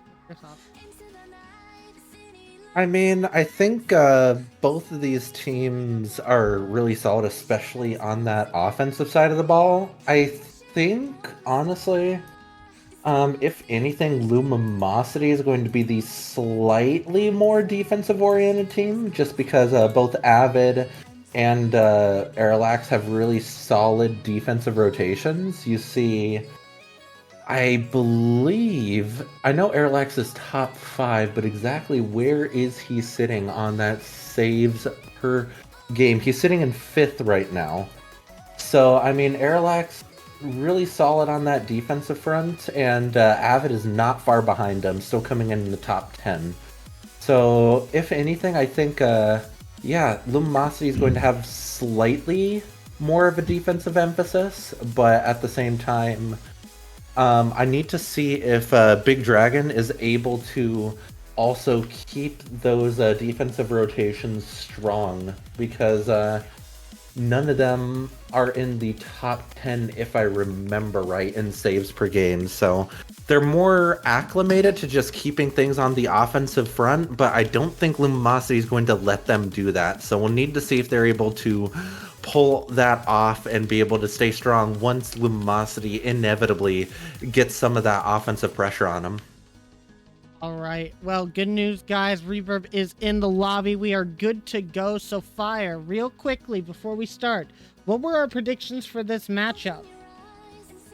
Yeah, the predictions were definitely interesting to see, because as much as I think this is going to be an extremely close matchup, once again, we have a caster sweep of the desk, with everyone opting for Big Dragon. Both you and me saying it's going to go to 5 fades, but Docky saying it's only going to go to 4, which I think is a little bit crazy here, Docky, not going to lie.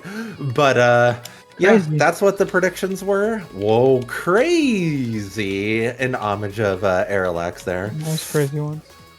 Well, we'll see how crazy these guys get on the field as we're about ready to go. So let's get this going, guys. Second match of the day. It's going to be LumiMawcity versus Team BDS. The crazy plays are about to come off from both of these squads. Let's see which team can pull off the craziest play. Me and Docky are going to take you through this match as we get ready to go. And we're immediately in here, Docky. Game number 1 between LumiMawcity and BDS. As we said on the desk, very aggressive-oriented teams. Definitely going to want to see a lot of passing plays and some really good shots to start off. And Reverb in a different car than we normally see him in, and so is Levi. So we're already seeing some of the RFDL meta forming in this match here. Yeah, I don't think I've seen Reverb in a normal car in a long time. I think that might be part of Reverb's personality. I don't think I've seen Reverb in the regular Octane that he's played for so long since he joined the league. So seemingly having that kind of more happy-go-lucky mentality working in his favor as he's peaking so far. But again, though, so much offense coming from this LumiMawcity side as the positive shot seems to be ringing through. BDS not having much offense of their own. Parallax trying to make this go in their favor, but unfortunately for them, no one behind, and Reaper will take full possession of this. And you have to think, Fade, the offense being so heavily on LumiMawcity's side, is the BDS offense not quite warmed up as they might normally be accustomed to? Well, as I was saying, Reverb had a little bit of tech issues right before the match started, so maybe that slowed them down a little bit as they got into the lobby and we got right into game. And that might play a factor in this game number 1. We will have to see. Now Reverb going up for this shot. And for people asking what cars are on the field right now, so Reverb is playing in the newer version of the Batmobile. I've seen Levi in the Breakout Type S, and Meezer, oh, no. I believe, is in a X-Devil, or one of the variants at least. It's definitely a weird car, but I love to see that coming out as the players are showcasing their unique presets a bit more, and Meezer is showcasing the first goal of the game for Big Dragon Squad. And unfortunately, Levi's touch just a little bit wide. Getting over to Meezer there and just gets a nice shot on net to start off this game number 1. It doesn't matter what car you're in if you're taking shots like that, and we'll give BDS the lead. And I mentioned earlier they had not had a lot of offensive options, and that seemed to have still been the case, but it doesn't matter. They don't need many options. There's really only a couple or a handful of offensive opportunities, and they fully capitalize on 2 of them, and that will give them a 2-goal lead with just over half the game left. And you have to think LumiMawcity's had a lot of opportunities, but they have not been able to full commit to some of those offensive attacks they've had, and it might spell defeat here for this LumiMawcity team here in game 1. Well, you say that, but the Caster Cursor Docky is going strong today as He continuously keeps saying things as the goals keep happening. That is an excellent pass from Aeroax over to Avid right there to get a 1-goal deficit back on the field for LumiMawcity. And that was just a really nice play. Saw the space, was able to capitalize on it, but they are going to have to get a second one. Now that is a great dunk by Avid. Aeroax having to go up a little bit late for that one and plays the challenge instead of the shot. And we remain in the BDS side, but going into midfield, it is going to be Reverb versus Levi. Levi going to get the first touch on that ball, but a long clear downfield is going to allow BDS to start planning that counterattack once again over the defense, but unfortunately no one there to capitalize on the situation. Now a pass to Reverb from Meezer, but Avid, as I said earlier in the desk segment, they are doing their best to cut them off for LumiMawcity. No passes going to be able to come out too easily for BDS. Now Aeroax trying for another pass, not going to get the second touch on that, and Avid is going to jump up for this, getting a very nice pinch, which was actually needed as Levi had double committed on that ball, and that would have left LumiMawcity in a very tight space if that got passed. Now over to Meezer in the midfield, shot on target, but it's going to be put away by Aeroax. And a minute 30 left. LumiMawcity still needs 1 goal to get the tied game. Yeah, and they definitely have had the opportunities to do so. I mean, the offense has been there. I know I cast or cursed it earlier, and I apologize for that, but they have had a lot of opportunities. They just continuously have not quite been able to connect on them, as a lot of good touches going in their favor. Alex trying to make another one be there, but yes, not necessarily needing a goal, so I don't think they're pushing ahead too far. I'm sure they're more than happy to sit on defense and make sure that LumiMawcity does not have really any opportunity to equalize this game. And this might be a little bit of an overcommit, as we see Rue kind of left alone on defense. This is an awkward ball. Great shot from Aeroax, but an even better save from Reverb. Even more so puts LumiMawcity in a little bit of an awkward spot here. They will need to score quickly if they're able to. Not quite, and that'll be off by Ovid, and might have an opportunity to score here as Aero puts a nice shot on net. It doesn't matter how many BDS defenders are in net. This is a great pass, an awkward ball, Reverb no boost, and great touch, bottom left slot from Aeroax, and that'll tie us with 34 seconds left in the game. That was an excellent push by LumiMawcity, and they're still showing that this team is going to be able to play at full capacity. Big Dragon Squad is not going to have an easy time in this match. Now another shot ringing out, but Rue the Fuzzy will be able to save this one. And the counterattack from Meezer, it's going to be off the crossbar. And with 18 seconds left, LumiMawcity pushing downfield. A big pinch coming out from Rue the Fuzzy, though, allowing Big Dragon Squad to make a push of their own. Levi has it up high. Pixel back over towards the corner. Avid gonna try and keep this one clear, and we go to OT in game number 1. And if this is what game 1 had in store, I can't wait for the rest of this series.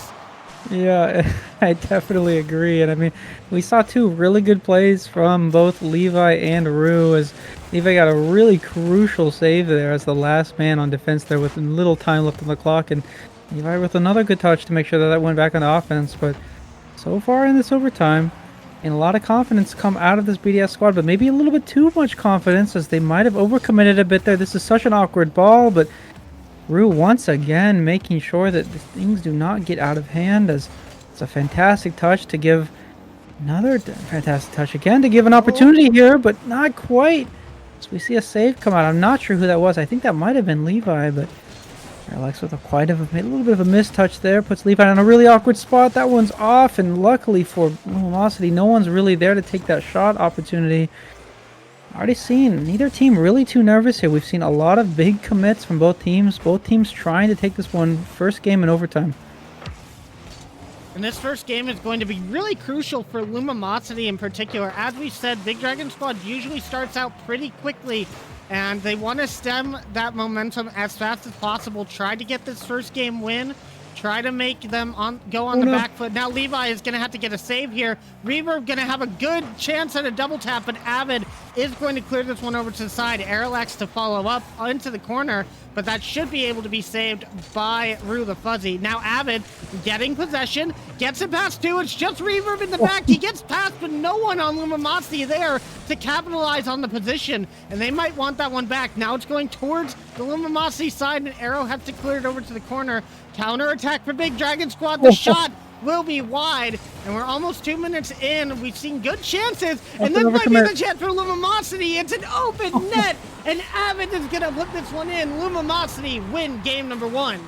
I feel so bad. You feel there might have been a scoring opportunity there for BDS. They felt it was on the cusp, and I think that drew Meezer in to dive on that one, and Avid doesn't really need to do much to make sure that one goes in the back of the net, and such an unfortunate series of events there for BDS, but LumiMawcity happy to take that one.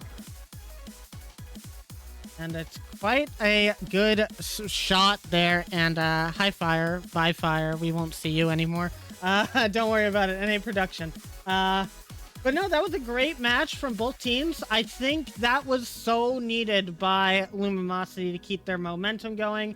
Quite a bit of a, I wouldn't say it was a stolen game, but it was definitely a comeback, to be sure. And for Big Dragon Squad, you just gotta shake your head, be like, go next. The first game went actually really well for them.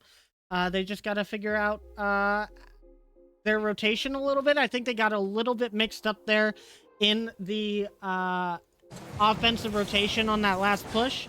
But that's easily fixable for a team of this caliber. I think it'll be a very close series, that being said, and I expect them to come out next game fully ready to take that one. But as I said before, if this was game 1, I can't wait for the rest of the series, because this is looking to be a 5-game one if it's just this close. Yeah, and I definitely agree. And maybe for BDS here, maybe it's on the back of your mind that you mentioned earlier, Reverb having some technical difficulties, and Reverb kind of quiet in game 1, not really seeing that offensive prowess that we've seen from Reverb the past few weeks. So maybe that's something that pops out more as we go into game number 2. But you have to think that for BDS, you know, you kept it close, but you kind of had your best player on the team not as offensively or not as prominent as they have been. Maybe Reverb gets a little bit more warmed up as we continue the series, as we see a few car changes. I do not believe my eyes. That's not Reverb back on a regular Octane, is it? And we might see for a second, and it is indeed Reverb on a Octane, which definitely says a lot about where they might be at mentally when it comes to this game. As I was told back when Reverb first joined the league, if he's on Backfire, watch out, because he is playing scary. But if he's not, might necessarily mean he's not playing the most confident, and that could be the crux that LumiMawcity needs to take this series. Just having a much better day in the mental department and definitely getting that first win. You are going to come into this one a lot more confident than you were at the start of the series. Now, a couple of chances being seen for BDS, but put away by LumiMawcity. Now up high, Levi gets the touch over, and it doesn't bounce down in a favorable way for LumiMawcity to come back for it. So BDS counterattack. It's a 1v1. Avid does get this over, and the flick, not quite what Meezer was wanting. 3:25 on the clock. Arilax with the shot. Meezer with another great save, and we remain tied. Yeah, and there's been so many good opportunities for both teams as another shot rings out, but does not quite commit, or not quite hit the back of the net. Not commit. And again, I think this is kind of indicative, or it's more of the same of what we saw in game 1. Very good offensive prowess from both teams, just neither one really being able to put it in the back of the net just yet. Oh, there's Avid. Kind of feels like the first goal, or the first one to score, will have momentum, and of course that will be LumiMawcity. Another great passing play from Arilax to Avid, and we've been seeing this for the past few weeks, and that is so terrifying to go up against. Well played, I think, from both the two of those. And we got to figure out exactly what this script is and how Docky keeps writing it, because every time he says a team hasn't scored, suddenly there's a goal. And there might be another one as Aerolax shoots towards net. Rue the Fuzzy able to put that one away. And Levi overcommits on the play. Aerolax gets dunked, and Meezer with the quick counterattack to bring Big Dragon Squad back to a tied game. And that's all you need to do for Reverb. Just get it over the last man, and does such a good job to do that. Meezer there to make sure that that one doesn't get anywhere near outside of the net. And yeah, I said no one had scored, but all of a sudden now both teams have scored. We are back to where we started. This is a really awkward ball for Avid. Does not get a touch, but Aerolax will be there to make sure that doesn't go anywhere towards the back of the net. And already seen, I think, a little bit more mistakes than we saw in game one. I think both teams being a little bit more confident. Those mistakes, I think, are normal when you're starting to overreach a little bit. You're starting to feel more confident pushing forward. Causes some of these misses to happen as we see another missed touch come through. We'll give Meezer possession, but not much going there. And again, both teams definitely want this win. I guess, especially if you're BDS, you do not want to go down too early on. They aren't playing like they feel like they might. Both teams are very equal here so far, as we are tied, and both teams having tons of offensive pressure, but guys trying to go for it, but Meezer will have that touch away, and this is a really awkward position if you're LumiMawcity, but Aerolax will have none of it. And once again, we are going back and forth quite a bit. 146 left. We still have a tie, and Fade, I'm not quite sure who has the advantage here. Yeah, I'm totally not sure either. It looks like both teams are getting perfect chances on the net, but there's always that one player back in the rotation able to take it away before a shot can actually come out. This time it's going to be Avid looking for the pass. Nope, going to be taking it himself as Aerolax, not able to grab any boost. Gets a really good 50 over Reverb, but Reverb and Meezer, a little bit of a double commit. That's going to put BDS in a very awkward position. The shot rings out, but it's not going to have the right angle. And BDS gets away with one. A bump on Aerolax might open up the LumiMawcity side this time, though, as Reverb tries to move forward. And once again, no shot being able to come forward as a minute on the clock strikes. And we're still all tied up now. Avid trying to clear this one out. Not going to get a touch. Aerolax going to be last back. Has to get something. And goes for the pinch, which could have worked out. But now Reverb has space, gets it past one. Avid doesn't have much boost to work with and has to go for this. Now the shot from Aerolax. It's going to be high. And Aerolax missing a chance. 30 seconds left and we're still tied, Docky.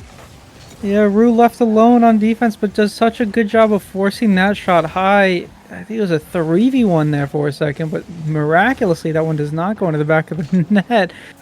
And you have to think, LumiMawcity looking extremely confident. They've had so much pressure moving forward. It feels like every time they touch the ball, it is a very scary opportunity for them, but BDS not phased at all as another shot comes in. What a great touch from Levi, but unfortunately just a little bit off to the side, and we have overtime once again. And Fade, I think your prediction of this being an insanely close series is coming true.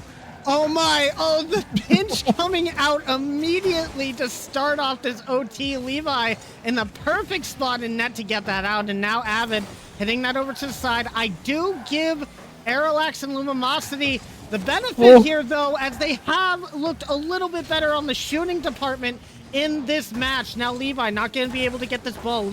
Arrow, long clear downfield. It's going to go straight to Meezer. Not the best touch, and it is Rue the Fuzzy back. Reverb has to do something, but it's a double commit from Meezer. Now Levi trying to put this center, and we're keep seeing a lot of LumiMawcity offense, but then there's those small misses on their side that allow BDS to push forward. Meezer trying to look for a chance. It's a fake. Aerolax with the save, but it's a double commit. Levi hitting it towards her own net. Aerolax will be up for this, and Avid gets the right spawn to go back into the side of BDS. Meezer now with the chance. Aerolax gets the shot. Reverb with the save, and it keeps going back and forth. Docky, I'm not sure who's going to take this one. Yeah, it's been so close. Both teams having such close opportunities, but I have to agree with what you said earlier. LumiMawcity, I can't even. I was just. Yeah, I am cursed. I was just about to say LumiMawcity has had the advantage, but here they don't. As Levi not quite able to make it to that. A fantastic read from Reverb, and That's such a tight angle to make that barely in. That's so close to hitting the crossbar, doesn't, or the post, and does not. And BDS equalizes. I continue to curse the series, Fade. And it's a little bit unfortunate. It was, Levi was so close to that ball, but just can't get out that extra fraction of an inch, the couple of pixels needed to get that one up above the crossbar. And Reverb in the perfect position to put that one down into the net. That could have went either way. We saw lots of opportunities for both teams, and I don't think either team is going to be mad at that game number 2. But my goodness, BDS now tying up the series. I could see this going 5 OTs out of 5 with how these guys are playing, and that, I think that would be a first for RFDL. I mean, we're definitely on track for it. All right, we're 2 OTs deep into 2 games, and my goodness. I mean, yeah, like you said, I don't think if you're LumiMawcity, I don't think you can walk away from this one too upset. You had so many opportunities. Just the defense from BDS locked down when they needed to. And I said earlier before the match that this was going to be a game of offense, not too much defensive prowess from either of these two teams. Both teams seemingly known for their offensive pressure, but that has not been the case. We've seen a lot of great defense coming out of both teams, just being able to get the ball out of dangerous situations and rotate into the midfield very quickly to make sure that you're not having constant pressure. And that's been really not unusual to see, but definitely not what I expected out of both of these teams. So seemingly both teams, I think, came into this with a game plan to shut down each other's offense, and that's working for both teams. So we kind of get this defensive heavy these defensive heavy matchups that are going to overtime like we've seen so far. We'll have to see if that continues to be the case as we go into this game 3. And one thing I'm definitely going to be watching for is how the momentum does shift here. Aerolax might have a shot. Avid's going to be up for it. Levi with the touch, but it's not going to go in. Excellent save from Rue the Fuzzy, and we're going to go straight downfield again. But as I was trying to say, the momentum has switched now with BDS taking that game win. They now have the momentum on their side. Are they going to be able to capitalize on that against LumiMawcity? It doesn't seem like it. It seems very neutral right now, as this entire series has done. Reverb now having a little bit more confidence, goes up for the pass. It's almost in, but it's going to be off, and Levi is going to clear this over to the side again. I think one of the biggest things we're going to have to see in this now best of 3 that we have here is how these lower ranked players are going to facilitate for their team, and Levi is going to do it first by getting the first goal for LumiMawcity in game number 3. And the players that we talked about being the X factors, Levi and Rue the Fuzzy, have kind of been the biggest factors in this game 3 so far. We saw a fantastic save from Rue the Fuzzy early on, and a really good shot from Levi gives LumiMawcity the lead early on. And for LumiMawcity losing that last one after so many shot opportunities, that goal going through has to feel so good. You've had so many shoot opportunities, just have not been able to put in the back of the net. So seeing that 1-0 has to be a sigh of relief for them, maybe opening the floodgates for their shooting going forward. But if you're BDS here, probably not phasing you too much. You definitely have come back from situations similar to this, and they have so much offense on this team. And no, the same way LumiMawcity has to be thinking, they definitely want a buffer. They do not want to let BDS back into this game, as the team can so quickly come back 1-0. It's almost nothing to them based on how much offense they've had. We'll have to see, though. As you mentioned, momentum seemingly being on LumiMawcity's side early on. We'll have to see if that continues to be the case going forward, though. I gotta give special mention to Levi right now on this squad. He just looks so comfortable. He doesn't seem scared at all as he goes for another shot. It's gonna be high.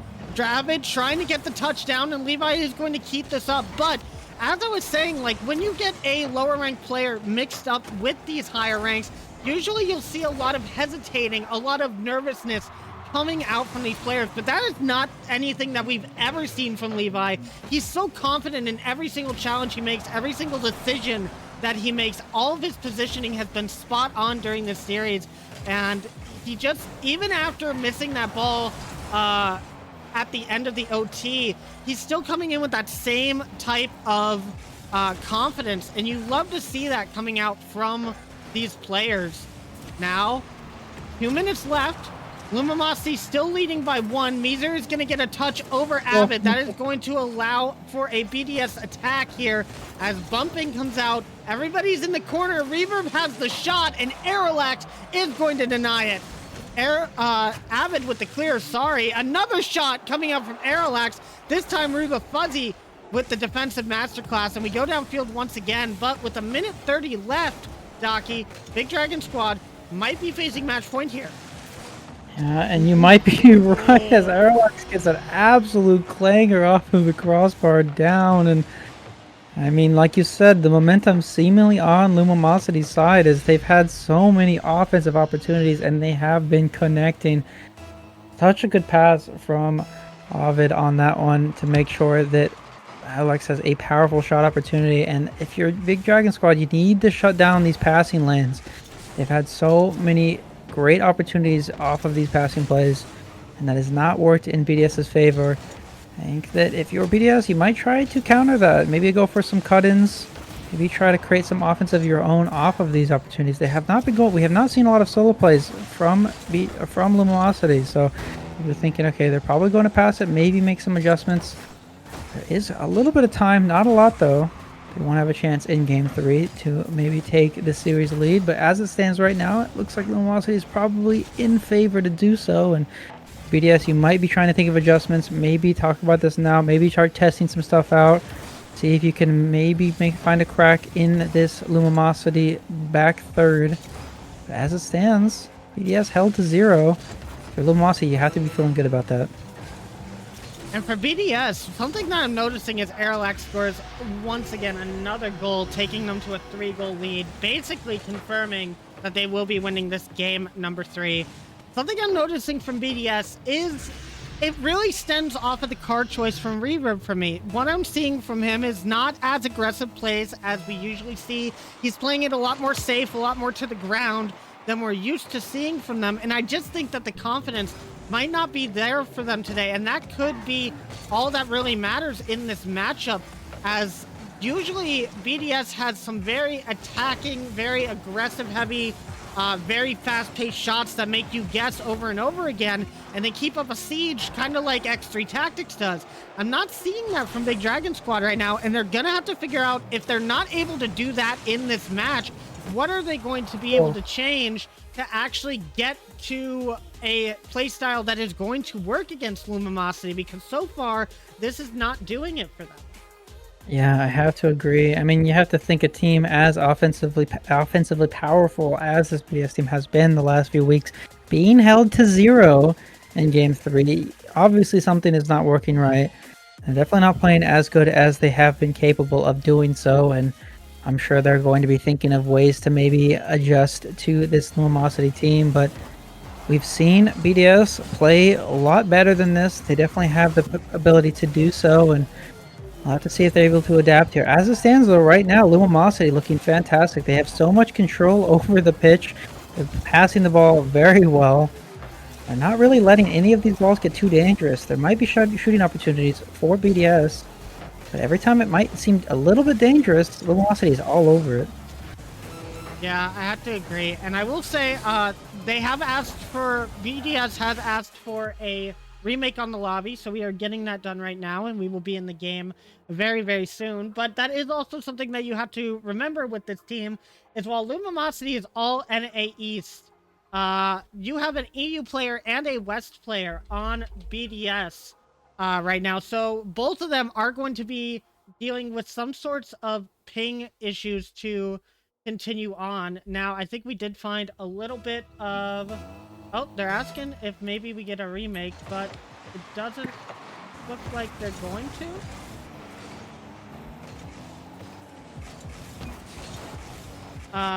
But I think they're going to just play on. It's looking like that is the case. And I guess we will just continue on. But game number 4, I guess they found a better lobby. At least Avid says it might be a little bit worse, but they're not asking for a remake, and it is past that time. So once a goal is scored, no more remakes allowed. And we'll have to see who scores this first one, as we are going to continue on. Now, with this specifically, I wonder why the chat is staying up on there, but it doesn't really matter. They're not asking for another remake. They might be asking for a goal right here as Meezer tries to shoot down net. Levi is going to be the first one back to that. Now Avid is going to have a touch over. Aralax following up right behind him. He might get the double tap, but it's going to be a little bit wide, and we remain tied a minute into this game number 4. Yeah, maybe some confusion to start. I'm not sure if either team really knew what exactly was happening, but we seemingly are back to normal here, as both teams are playing at seemingly full capacity. Really isn't an advantage for either team. This has been very neutral to start, so not sure there's quite a ping advantage that we've seen so far. And you had mentioned earlier, you know, with Reaver being kind of that West player, having to play on East servers, and just want to point out that Reaver, a long-term teammate of Static, so very used to playing on, you know, servers that aren't necessarily as ideal as he would like, and seemingly not too much of an issue, or at least it hasn't been. Just quite the confidence might just not be there fully for this team right now. I think they need some scoring to go their way. They've had a lot of opportunities, they just have not been able to convert, and I think if you're BDS, you want to get that confidence back up. You want to start feeling more confident in your offense, and to do that, I think you need to start getting some goals going, and they're definitely going to try for it, but the first step to doing that is getting the ball out of your own third. Levi gonna try and keep this midfield, gets a touch on this one off the pre-flip, but it kind of messes up Avid, allowing for BDS to move forward once again. Double commit coming out from Aralax and Levi, but Arrow positions himself easily enough to be able to get the follow-up touch on that one. Now, long clear towards the side, Reverb going to try and pass this out. A demo on the back line from Avid is going to leave a clear field, and Reverb gets just the touch needed on that to keep it out of the net. Now, Reverb going across the corner, over half the game played, and still a 0-0 scoreline. So I feel like Big Dragon Squad is feeling a lot more comfortable in this server. Now, Levi getting the touch off the corner. Reverb, that's not the best touch. Aralax not going to be there in time. No one was expecting the miss. And Avid is going to continue this on in the BDS corner. Will they be able to continue an attack? No, Reverb expertly plays that out, and the BDS counterattack begins. Now, it looks like no one there to capitalize on the play, and Avid is going to be able to clear this. And this is what we're seeing a lot from BDS this game. Just a lot of corner play, but nobody actually being able to come up and deal with the play after it leaves the corner. We're going to need to see them push up a little bit more aggressively if they want to take this first goal, as they do right here. And Reverb is going to do exactly as I asked to put BDS in the lead. Yeah, speaking it into existence has been kind of the theme of this series so far. Is what a great play from BDS. Fantastic read from Reverb, and I think that might be exactly what they need in the confidence department. Seeing that go in the back of the net has to feel so good after feeling like an eternity from their last goal. So if you're BDS, you know, we've seen a little bit more sloppy play than I think we're used to seeing from this team. They've played so tight, so consistent the past few weeks, and they've just been double committed a little bit more than normal, kind of jumping when they aren't normally or when they shouldn't be, and it's not something we've seen from them so far. So maybe a little bit of the nerves, or maybe a little bit more awkwardness from some of the tech issues that we were having before, causing them to be a little bit off their normal. They do have the lead though, so even with that being the case, that has to feel good. Obviously this is a must-win game for them. As they win this, they force a game 5, they lose, and the series is over. And might see a shot opportunity as a really nice save comes out from Meezer. Reverb gets a great doink, and that puts them in a really good spot here. As 20 seconds left, they're in the offense. That's where you want to be. Run the clock down. BDS, though, trying to make this go to a game 5. And Rue the Fuzzy was in a really awkward position, and Meezer gets the perfect touch over. That should be the second goal, and that is going to confirm BDS causing a game 5 here. And my goodness, this back and forth, that's all I can say. 2 goals for BDS, and they are going to be taking the momentum for this game number 4 into game number 5, and that is scary for LumiMawcity. Yeah, I mean, I definitely agree. You held them to 0 in the last game, and now you're held to 0 in the next. And, momentum is a heck of a thing in these Rocket League series. We see that basically you walk into the next game with momentum, you play better. And for BDS, that has to feel so good coming out of the last game before that one, not being able to score anything and being the only team to score in that game. So that might give them more confidence going into game 5, but regardless of all that, none of the previous stuff matters as we are in one best of 1 territory here going into this game 5. Yeah, and once again,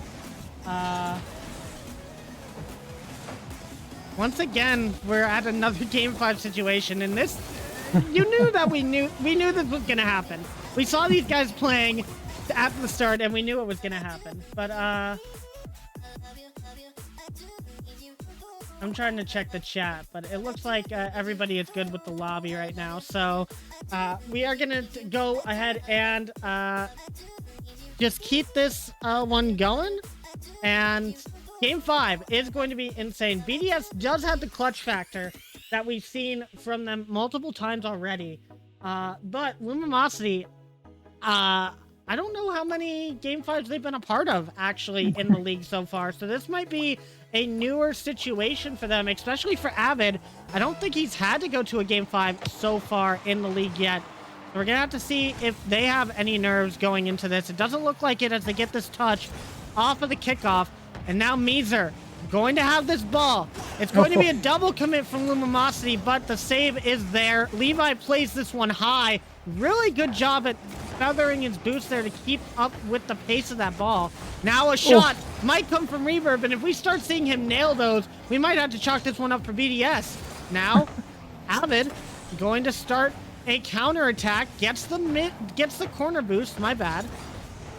And we're trying to see some offensive play. Reverb going to be the last back. The pass goes to Aerolex, but the shot going to be a little bit wide, and LumiMawcity might want that one back. Yeah, a lot of opportunities coming from both teams, and Levi continuing to be kind of the solid, reliable player on this LumiMawcity squad, is kind of being everywhere you need them to be. And some of these rotations here, blocking some of the counterattacks, being there in the midfield when you need them to be. What a touch! Setting up Avid, as we see there, and that might be what gives LumiMawcity the edge here, as we have not quite seen BDS play as well as we were hoping for them.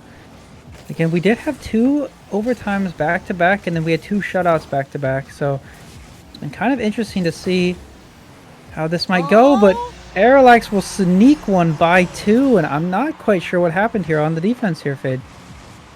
And it just seems like a little bit of an overcommit. Meezer and Reverb both going for that corner boost. Aerolex spots his target and nails it perfectly.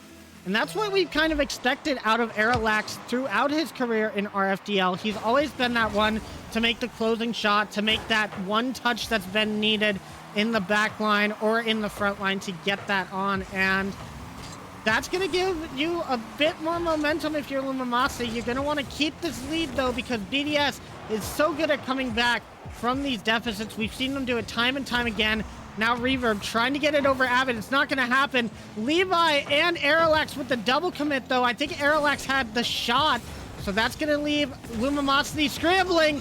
Levi gets an excellent save to keep them in the lead. Now Meezer trying to look for the counterattack. Aerolex, no boost, but we'll be able to get this ball. And the bounce is kind of awkward for Rue the Fuzzy. Now Avid trying to play the challenge. It doesn't go anywhere, and Reverb is going to have to move this out, but no boost on the side of BDS basically at all. And it looks like LumiMawcity are doing a really good job at keeping boost possession in their hands. Yeah, and that's seemingly continuing to be the case here. Again, though, if you're BDS, just need to regain your footing. You've got a lot of time. There's really no need to overcommit. There's no desperation needed. You do not need a goal at this moment. You just need to build up the foundation for a goal. And right now, they're just not doing that, as they are all low on boost. And this feels like they're playing like there's 30 seconds left. There's just so much desperation in these movements, and that's going to cause another goal to go in for LumiMawcity. And this might be a, one of those situations where, they felt desperate, and now you kind of have to be desperate. I don't think that's a hole they want to dig, but 2 minutes is quite a bit of time here in Rocket League, and if they can kind of ground themselves a little bit more, I think BDS has a good chance to come back in this one. It only takes one big chance, one shot on net that goes in the back of the net to start the momentum, and we might find it here, but Aerolax is going to deny BDS that go-ahead goal to start their offensive move forward into this game. Now Reverb going to have to be off the sidewall, doesn't get the second touch, but goes straight to Meezer. And Aerolax just going to try and play this one slow. Reverb not getting a touch on that ball, and that might be a little bit of that car choice coming in. As we said, when he's playing on Backfire, he does play his best, but he decided not to today. And I think that a lot of BDS's rotations are going to stem off of that in this series. I think we're seeing a lot of a different play style of BDS today, and I think LumiMawcity has gotten the hang of it over this 5-game series. Now we're going to have to see if they can switch up anything here and get a goal going on. That's going to be towards net, but it's going to be wide. Meezer trying to put it over to the other side, but a minute remaining, and BDS still have to find 2 to come back in this game. And I had said earlier, 2 minutes, 2 goals is a lot of time in Rocket League, but 50 seconds with 2 goals is not a lot of time. They will need to score as quickly as possible if they want to have a chance here in Game 5. They might have an opportunity to do so now as Reaver goes for a shot, but a fantastic save from Ovid come through, and these are just a little bit too awkward to get a good touch there. It will make this a hard goal to score, as kind of having to stall here. It's unfortunate though if you're BDS. You definitely want to be scoring as soon as possible, and that's not quite what they've been able to do, as Reaver might have an opportunity, but that one going over might as well put the nail in the coffin for this BDS team, as they've played really well, but I do not see any world in where they can come back in this one, unfortunately. And you can see Levi just playing that one slow, and they're just going to let it go to the corner, and that is going to be it. A 5-game series goes all the way, but LumiMawcity will be your champions today. They take down BDS for the first time in 5 weeks. And well played from both teams. Just unfortunate for BDS. The confidence seemingly not there for them. We've seen them play a lot tighter than that. Just not quite capitalizing on some of the opportunities, not setting each other up as much as we've seen. We all have off days. It happens. Do not let this get to you if you're BDS. You've played so well so far in the league. Both teams, though, prepping to be high contenders in RFDL Season 1. Absolutely, and as I said, this LumiMawcity squad has been looking absolutely incredible lately. And they just showcased it right here. They did a really good job of taking that match, and I'm very excited to see what they do in the coming days. But if you're BDS, you guys played a really good series. I think that could have went either way. It all just stemmed off of the momentum just shifting the way of LumiMawcity in that Game 5, but it could have easily been the other way around. So I expect them to be able to bounce back very easily coming into Week 8. And they're still going to be in a very good position here on the leaderboard as well. So you just have to go next, and I'm sure that their next match is going to be more to what they expect from the team. But congratulations to LumiMawcity. That's not an easy win to take. And taking that one is just going to move you higher up in the standings and going to put you in a good position for the mid-season tournament here in a few weeks. Yeah, definitely agree. That's what we're kind of getting to the point where we're prepping ourselves for. So each of these wins kind of matters for the seeding there. But I think we're at a point where even if with the seeding being the case, any team can beat any team, as we've seen being the case so far. It doesn't matter who we predict. Anyone can win these games. So very exciting to see how that leads us into the mid-season tournament. Yeah, and to really showcase the fact that either team can beat either team, we've got a great matchup to end off the night, as 2 amazing teams are going to battle against one another for the first time this season. And this time it is going to be Protogen Rebellion playing against Purrsion 1. So stick with us, and right after the break, we'll be back with that final match. See ya.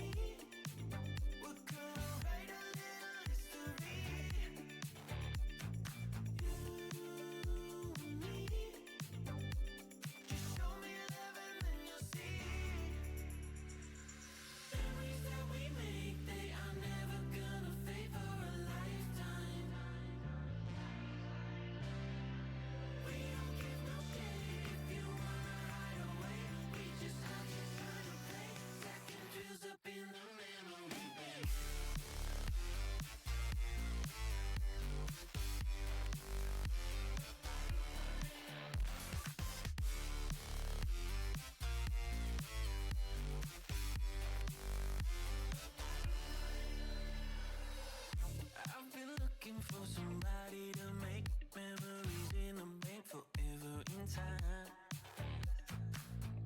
There's no reason to be hard to find, 'cause we've already lost our mind. You and me, we're gonna write a little history.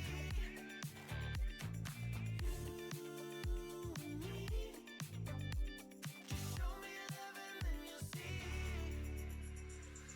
Memories that we make, they are never gonna fade for a lifetime. We don't give no shit if you wanna hide away. We just hide you trying to play. Second feels up in the memory bank.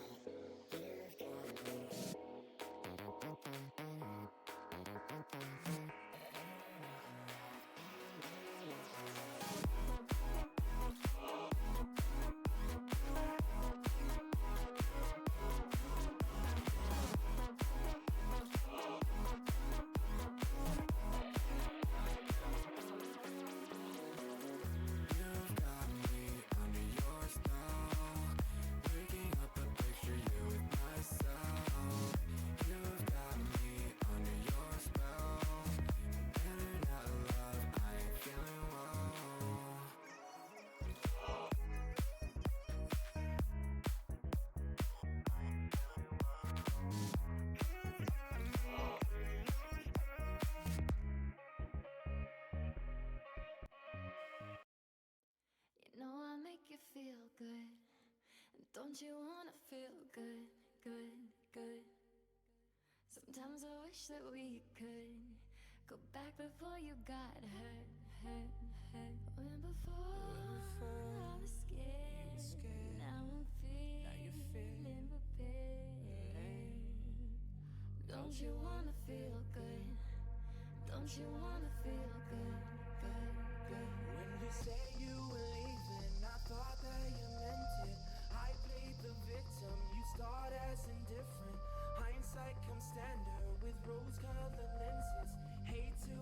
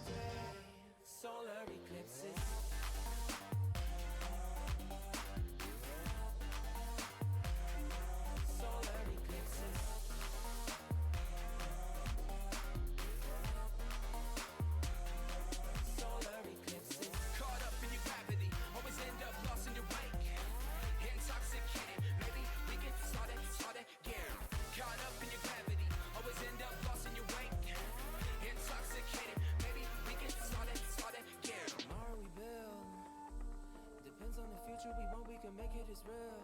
Maybe we will, though. Give up the ego. Making it feel good. Too scared to just let it go. Too scared to just let it go. Tomorrow we build. Depends on the future we want. We can make it as real. Maybe we will, though. Give up the ego. Making it feel good. Too scared to just let it go. Too scared to just let it go. Caught up in your gravity, always end up lost in your wake. Intoxicated, maybe we can start again. Caught up in your gravity, always end up lost in your wake. Intoxicated, maybe we can start again.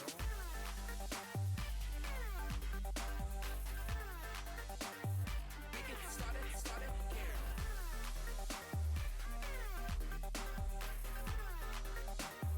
We can start it.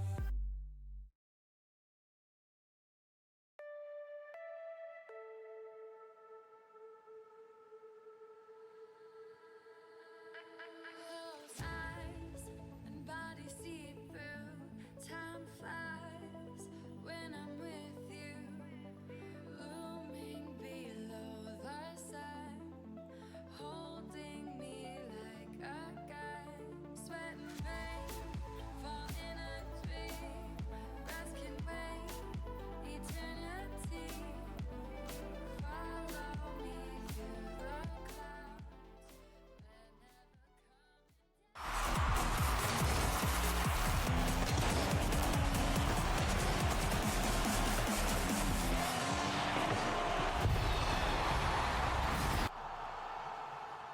Bad Airlex. Oh, What did I you do? know what? I didn't. I missed. you didn't- I you- forgot everybody's back now, aren't they? I forgot that Airlax was going to be here. Hello, everybody. Hi. Welcome to the Rocket First Draft League. Oh, we're Week back? 7, Day 2. We're back, guys. Wait, we're back? And yes, we're back. Hey, Fire, guess what? We're back. Well, demos fade. Wait, Why are we're you back? telling me we're back? I Don't think you talk gotta about tell it. the other two that. Wait, wait, we're back. Hold on. What? Hold on. Let's talk to the winner of that last match here, Airlax. How are you feeling? Hi. Oh. I don't know. Ah. I don't. Yeah. Wow, not even Ah. like a happy, like a nothing. Wait, fade. No, I'm happy about that. No, Hey. that was a terrifying matchup, because you guys have probably seen, just like I've been just praising this BDS squad ever since they put together this new roster, and that was proven on the field. Like even though we took that win, it was not an easy win. that was just, yeah. Going up against them is terrifying. Please, I don't want to do it again. No. Yeah, well, that was a great match for you guys, Arrow. Well, You did really good. You did really good. Okay, thanks. I think you guys were, you guys played well. BDS also played really well, but at Game 5, you guys really did show that you had the game plan and you made it work. So congratulations to you guys. We are going to go straight into talking about our next match, though, as it is the final one of the night, guys. And it's going to be Protogen Rebellion versus Purrsion 1. And this one is going to be a really good matchup, I think. I think it's going to be great. What do you guys think? Yeah, I think it's going to be a really solid matchup. I think these two teams are both going to be pretty hungry for a win, honestly, because I mean, Purrsion 1 is coming out with a lot of momentum from last week, where they swept Owoptic in pretty convincing fashion, while Protogen Rebellion is coming off of a little bit of a tough loss against X3, who was just on fire that series. So, I mean, both of these teams really are going to want a victory really badly, and they're going to be fighting tooth and nail for it. Yeah, they really want that Vic Roy. Cringe. What? Okay, I'll see myself out. What did you say? Yeah. Go. You can. Okay, Arrow is done for the day. It's Wrong game, Arrow. Gosh. another day. Another victory for the OGs, taking down the sweats. Okay, there it is, guys. There it is. Let's just, you know what? Let's just. This match is already. Look, I know that last match we said we were going to see who the craziest people were. Apparently, Crazy? Alex has brought that crazy, back what? for this. But we're going to get away from that for a little bit to talk about these teams. And let's talk about Protogen Rebellion real quick. They're a very good team. They don't have the results that they've wanted so far, but they have the drive to make this happen. Static, Heavenly, and Turtles looking really good. And Static and Heavenly going to be playing on the land buff. So I wonder how that's going to go for the team today. I mean, Static and Heavenly have spent like the past week or something together. So like, I mean, that chemistry is going to be on point. I mean, Turtles is also a great player. All three of them are going to be firing on all cylinders this match. I'm calling it, and they are about to have a fantastic match. And you know what? I don't think Turtles wants to get much more isolated. He doesn't want that. So, I don't know if he can get more isolated, I'm be completely honest. I have one question though. Has Heavenly What's eaten today? Yeah, what is that? Oh, okay. Heavenly's eaten? No, he has not. He has not. Oh, he's Oh. He's Neither not? is Static. Oh and no! Heavenly Oh have not no! eaten. Oh Oh, no! it's shocked. It's no. shocked. It's shocked. Wait. It's shocked. Nah. I think Rystal is going to get on it and gonna have Mecha's. some quick little DoorDash happening here probably. That Oh, way, yeah. Static and Heavenly are gonna have the recently eaten buff Let's go. right before the match. So they're gonna Okay, be that's actually feeling nice terrifying. and full. So yeah, they're gonna play good. I'm calling it, guys. They're gonna play good. I'm telling you.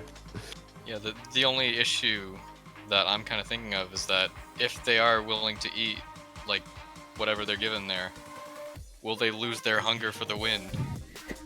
Absolutely not. We saw previously that the empty stomach debuff was real, and we hope to see that is not the case for two of their members. They can get some chicken nuggies in their system. I think they might have a chance to take this one. We will have to see though. Chicken nuggies are good. Chicken nuggies are good. I'm hungry now. All right. Well, I did just make sure with the teams, and we are going to be doing full US East for this one. Obviously, with no West players, they could have done alternating servers, but I think having Heavenly on East with Static is going to make them want to do that. So that will help out Protogen Rebellion. But let's talk about the other team that they're playing against today, Purrsion 1. And Purrsion 1, led by Cookie Cat as the manager. It's going to be Hayes, Drake, and Sam. And we've been seeing that Drake and Sam combo popping off in the last couple of weeks. Are they going to be able to do it again? I mean, Sam's been playing really well on this roster, so that's really encouraging for this Purrsion 1 team. I can't emphasize enough how much of a almost like a glow up this team has had since Sam has joined the roster. I think the week before he joined, they had a really rough match that just didn't really go their way, but I think having that slight change going from a still very strong but a more defensive player like Golden to a much more aggressive, much more pressing the issue player like Sam appears at least to be working in their favor. And then you also have Drake and Hayes as the two upper rank players on that team who are both really solid in their own right. And yeah, those two definitely have good chemistry. So we'll need to see if they're able to maintain it through this week or if Protogen Rebellion is going to be able to disrupt it enough to take the win. Anybody else? I mean, I played them recently. They're good. They have a lot of offense. I didn't get to play their full roster, so unfortunately I can't say much as to that. But yeah, they have a lot of potential, and they have shown as much. So we'll have to see if that continues to be the case. They're going to be up a team that definitely wants to get a win, I feel. But at the same time, every team is probably trying to have more fun. So we'll see if that kind of playstyles, or see how those playstyles clash. But yeah, I think they definitely have a lot of potential to be a high octane team. Yep, I've definitely got to agree, especially having been reverse swept by them. Ouch, it still hurts. The real question No, is, but- Arrow, are you rooting for your Protogen brethren today?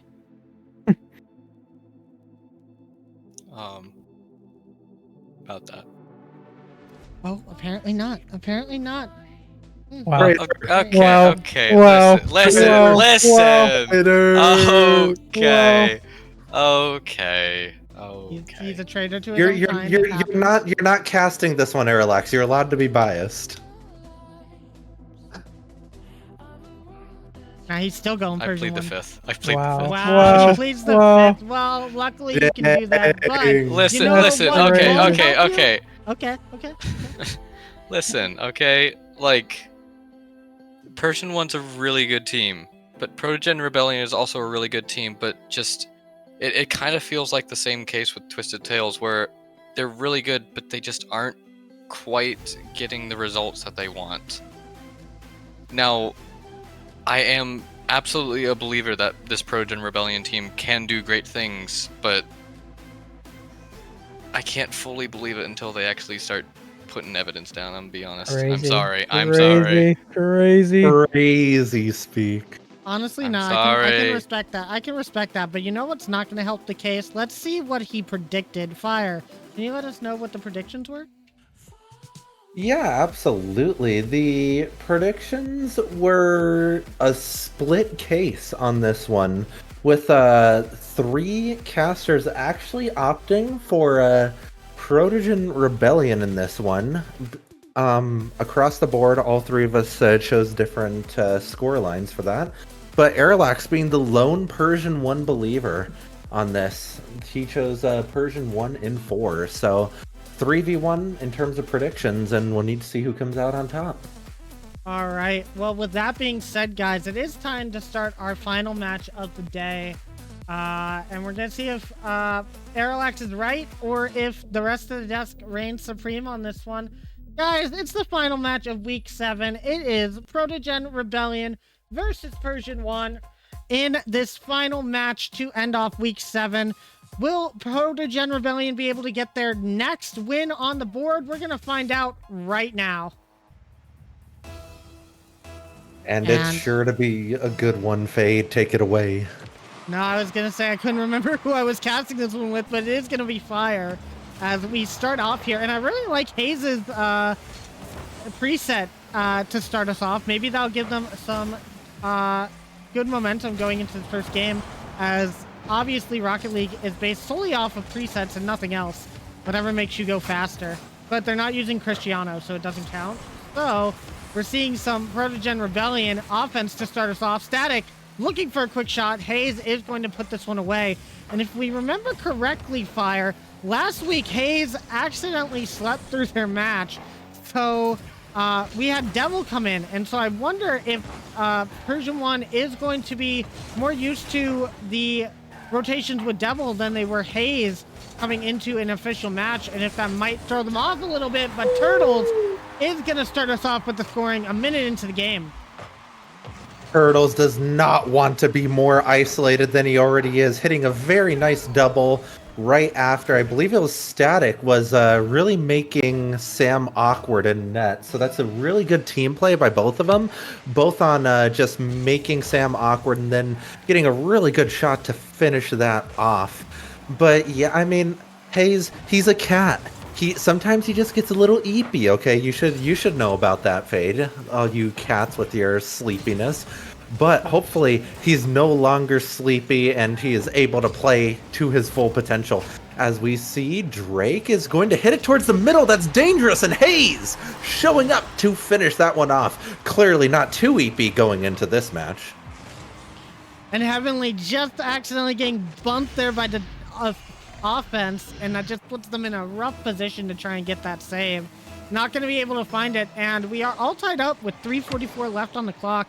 definitely anybody's game. You want to start off with some good momentum in this match, though. Drake gonna try and do it. He gets the double jump off the ceiling, but it's not gonna propel him down fast enough to get that shot behind the defense. Now Heavenly taking this ball over to the side. He's gonna try and play this down, but gets a little bit far in front of it. Sam with the touch over to the side. Turtles is gonna have to clear this one away. And he moves it forward. Not a lot of boost, but enough to take this up on the dribble. Now Static with the shot.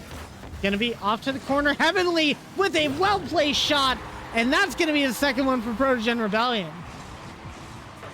Yeah, that's a really well-placed shot. Bar down skis by Heavenly. Coming in big with a very good shot there. Just sneaking it by the defense to put his team up by 2. Very well done. And as we head into this second part of the game, I want to see Heavenly play the simple plays, because when he's just positioning himself right and he's taking the easy plays, he plays really well. It's when he starts trying to maybe do a little bit too much mechanically, maybe tries to get a little too fancy with it, that we see his production slow down a bit. So, I mean, the land buff with Static will, I'm sure, will be reminding him of that throughout this series. But now we see Turtles trying to establish some pressure, but Static is right behind him, is going to end up trying to take possession. Heavenly jumps in and bangs it to the middle of the field, but no one's there for the follow-up. Turtles dives in, but that's going to leave Static and Heavenly back, and that's a good 50. It's going to put it high. We see Static playing it down the field, and that might be a little bit of a giveaway, but Sam is only able to get a 50. Drake is going to clear that out. Heavenly is taking it to his corner, gonna see what he wants to do with this. Tries to go for a play in the air, but Hayes is there to shut that down. And I mean, it's back and forth right now. No team really having clear advantage, and I want to see how these teams adjust to each other to try to get an advantage in this series. And there are going to be some caveats to Heavenly and Static playing together in the same place right now. First off being that they just got back from a convention, meaning that they probably haven't touched the game in a couple of days. That might leave them a little bit slow, but it doesn't seem to be affecting them too much. The other thing I'm going to be watching is how Heavenly is playing, as he's probably going to be playing on a much different setup than he's used to back in his normal house. He's going to be a little less comfortable on the sticks today as they play their match. He's going to have to adapt to that, especially in a match against Purrsion 1, which is not going to be an easy one. And they are not trying to let it be easy as they keep peppering the net with shots. That one almost going in from Drake, but Static back at just the right time. And I'm expecting Static to kind of be the one that brings this team together in this series today, as he has done so far. Now Turtles getting the touch. Sam tries to pass it out, but no one on Purrsion 1 able to commit on that play. Turtles with an excellent dunk under Hayes. A miss coming out from Sam. Heavenly has to touch this as Static doesn't get a touch on the ball. And 40 seconds left. Protogen doesn't need a goal, but they would have liked to see that one. Yeah, that would have basically given them a lock for game 1, but now they're going to need to fight it out for another 30 seconds. Drake is trying to change the tide, trying to get the ball downfield, isn't able to get the control he wants. And Sam's going to try to play this to middle. Heavenly should be in a position to clear that out. As Hayes doesn't get the catch he wants, he kind of pops it up, that's going to be cleared out. Drake tries to clear it out onto the other side of the field, 10 seconds left. Nobody really finding the possession that they want in this. Protogen Rebellion seems to just want to kill off time as Turtles pops it high. Sam does the same thing. It's still up. Anyone's game still. Are we going to see a shot? No. Static spikes that to the side. Turtles going to clear that out. Can Hayes catch it? It bounces off corner, ball still alive, and the ball is going to fall, allowing for Protogen Rebellion to secure a Game 1 win. And that's really good for Protogen Rebellion. They want to start this one off really quickly. The first win is going to be so important to them. We're going to have to see what they do in game number 2 and how Purrsion 1 is going to adapt to this play style of Protogen Rebellion.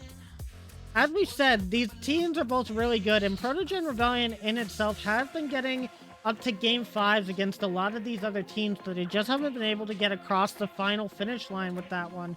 They might be able to find a good chance today, as They just seemed a little bit speedier than Purrsion 1 in this first game. We'll have to see if Purrsion 1 can bring up the speed, but what do you think needs to happen to get us to a tied series here, Fire? So I'm seeing that Static and Heavenly both, maybe it's because they haven't really touched the game in the past few days, but they're both playing really slow and they're only doing the things that they need to do to keep themselves in this series. And that's opening up a bit of space that Purrsion 1 is currently not capitalizing on. And if Purrsion 1 can maybe up that pace just a little bit, maybe press the ball on offense a little bit more and take advantage of that space in the midfield, they're going to be able to put on a lot more pressure, which is going to be hard for any team to deal with. But we're going to need to see if they're able to do that as we head into Game 2.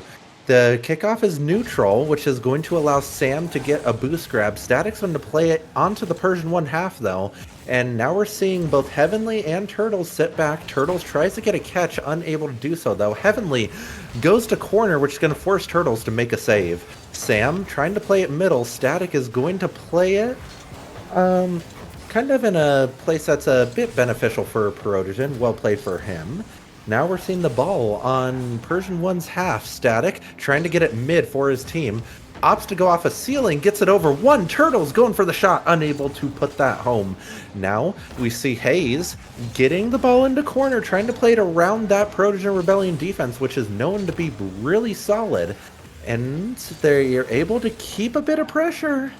Protogen is going to want to clear this out soon as Turtles gets a good clear to space with now he has time and space. He's going to try to pass this middle, but Heavenly is going to swoop in and take that shot, and it's back and forth so far, anybody's game.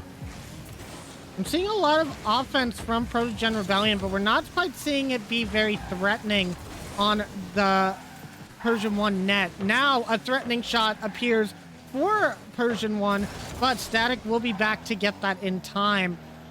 Moving over to the other side, over to the corner.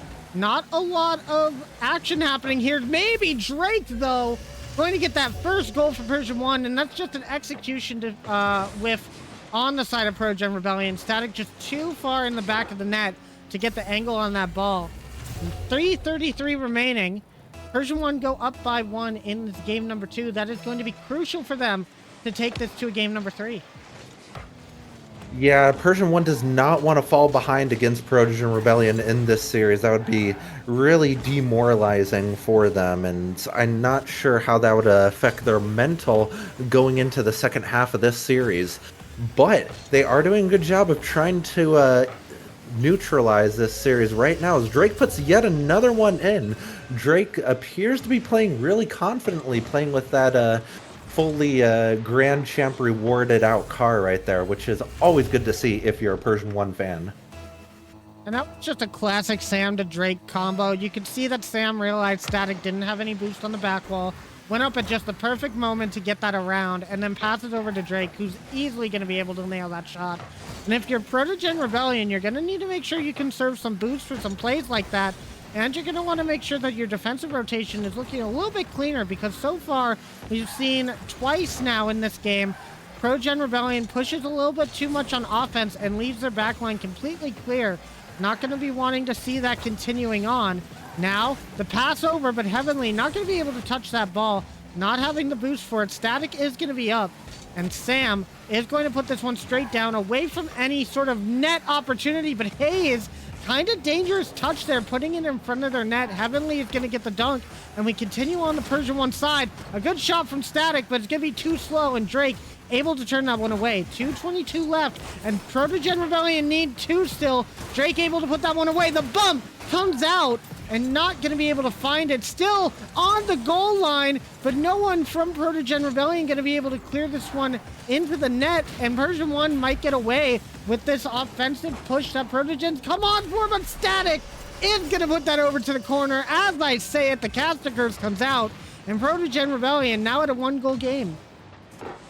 The caster curse has been alive and well all day, and Sam maybe just a little bit awkward in the back of the net there, just unable to get back to that shot from Static. That wasn't the hardest shot, but it was very well placed, just making it also awkward. Static is unable to finish that, and Turtles can't get the follow-up he wants. Protogen Rebellion is going to want that back, as Purrsion 1 is clearing it down the field, going for the angle. Unable to get it, though. Drake very close on that attempt. Now we see Sam trying to get it in the middle of the field for his team, and they're going to be able to maintain some pressure, and they're going to be trying to drain Protogen Rebellion's boost. They're so good at that. Now we see Drake taking a shot on net. Static a little bit awkward, and Turtles going to need to swoop in to try to clear that one out. Heavenly, low boost on the back wall. He's going to try to clear that one out. He's going for the aerial play, but is unable to capitalize on it. Turtles has possession. Drake gets a good challenge into the corner, and Static is unable to get the touch. Now Static's going to need to cover, and he's able to get a pretty good save there. The demo rings out. Nice. Turtles able to take advantage of the open net, and that is a very good team play, Fade. And Turtles just does a really good job of identifying the open net and just putting that one home, not trying to overdo it. And for Purrsion 1, you did the best you could on that drive. Unfortunately, just caught out by that demo. No one able to get back fast enough. If anything, I'm sure that they're going to be able to come back from that one pretty easily. But Protogen Rebellion, that means a lot to them to get that that touch. And now a dunk over 2 of the Purrsion 1 offense from Turtles.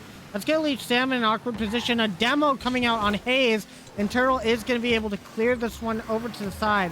Now Drake trying to pass up to Hayes. An excellent clear coming out from them, allowing Purrsion 1 to push a little bit, but Sam is going to be over that ball. It's going to bounce, or not bounce, but it's going to roll very awkwardly, and that's going to bounce off the crossbar. Luckily for Purrsion 1, that one does not go in. Now Hayes, no boost on their side, but Static can't get the goal, and this is something we've seen from Purrsion 1 a lot, just opportunities, but unable to get the accuracy to push that one in, and that might cost Protogen Rebellion the game if this go to an OT. Now Hayes, excellent touch, but no one to follow up for Purrsion 1. The shot can't come in. It's going to hit 0 seconds, and Hayes is going to throw this one away, and it looks like we're going to have OT. It does look like that as we head into OT, just like you said. It's a tie game, and Purrsion 1 does not want to drop this one. They need to get this win, because if they lose this one, then they're on triple match point against a team like Protogen Rebellion that is not easy to score on by any means. Hayes might have had an open net there. He wanted to hit that, and that's one he's going to want back. I think he had the open net there, but he's just not able to put that on there's net. Drake. That's a good shot right there. Great pass, great shot by Drake, and Drake is going to finish that every day of the week. Great play by Purrsion 1 to keep their team from going on triple match point. You could see Drake just waiting in the wings there. When Sam went up for that ball, you could just tell that that was going to be a pass down. The good old Drake-Sam combo, and it works out well for this team here in game number 2, taking that to a tied series. And for Protogen Rebellion, you tried to come back there, but not quite able to do it. You're going to have to go to the drawing board for game number 3 and see what you can come up with there. But an excellent game by both teams. Definitely. It was a really good game by both teams. Protogen Rebellion may be missing out on a couple of opportunities that they can take advantage of going forward. And I really think that's what they're going to be talking about between these two games. They just got to put the shots on target when they have them, because they're definitely getting the opportunities they need. They're putting a lot of pressure on Purrsion 1, but they just need to capitalize on it. And hats off to Purrsion 1. They're not quite panicking like you would see a lot of teams do when they're on that defensive front and they might be scrambling a bit. They're doing a really good job of clearing that ball out of their half and getting it into a dangerous position, which Protogen Rebellion, although they were able to temporarily put their way back into the game, were unable to fully cap off that game. So Purrsion 1's going to be really happy to end up winning that game despite some momentum swing Protogen Rebellion's way late on. And being able to come back from a situation like that does mean a lot for Purrsion 1. And they're going to come into this game with a lot more confidence on that line. But it's going to be taken away really quickly by Turtles and the rest of the Protogen Rebellion offense. Static gets a really nice touch and then bumps Sam out of the way to get that touch. No one on Purrsion 1 expecting the bump to come out. expecting Sam to be able to get an easy touch up high, and that's going to allow Protogen a very early goal to start this one off. Going for the fake kickoff on kickoff number 2, and we're starting to see some kickoff shenanigans, and I like to see the thought come out from Protogen Rebellion to go for that. I don't think we've seen a lot of that, and before I can even really talk about it, Static is going to get the second goal for Protogen. Yeah, Protogen looks like they're kind of mad about losing that last game because they're coming out swinging in this game, and that's a really good turn of events for them. Going up by 2 so early in this match, they definitely have the momentum right now, scoring 4 out of the last 5 goals in this series, and they're going to want to keep pushing on with that momentum as Hayes tries to put one on target, but Turtles is back for that. Great rotation by Turtles to stay wide until he needed to cut in with that. Heavenly's going to put that on, finds the open net opportunity, and Heavenly takes advantage of maybe a bit of an awkward pass. Sam trying to get it to Drake right there, but Drake just wasn't quite quick enough to take advantage of that pass from Sam, allowing Protogen Rebellion to go up by 3. And it was a little bit just too far back for Drake, but obviously that pass was going to turn out to be some really good results if they could have got it past that Protogen Rebellion defense. Definitely could have been a chance at an opportunity as one is coming out here. Sam with the double tap. Not a good touch from Turtles. It's going to bounce in front of the net, but no one there on Purrsion 1 to get this, and this might bounce into the net as well. Static is going to get the 4th goal for Protogen Rebellion, and Purrsion 1's defense kind of collapsing.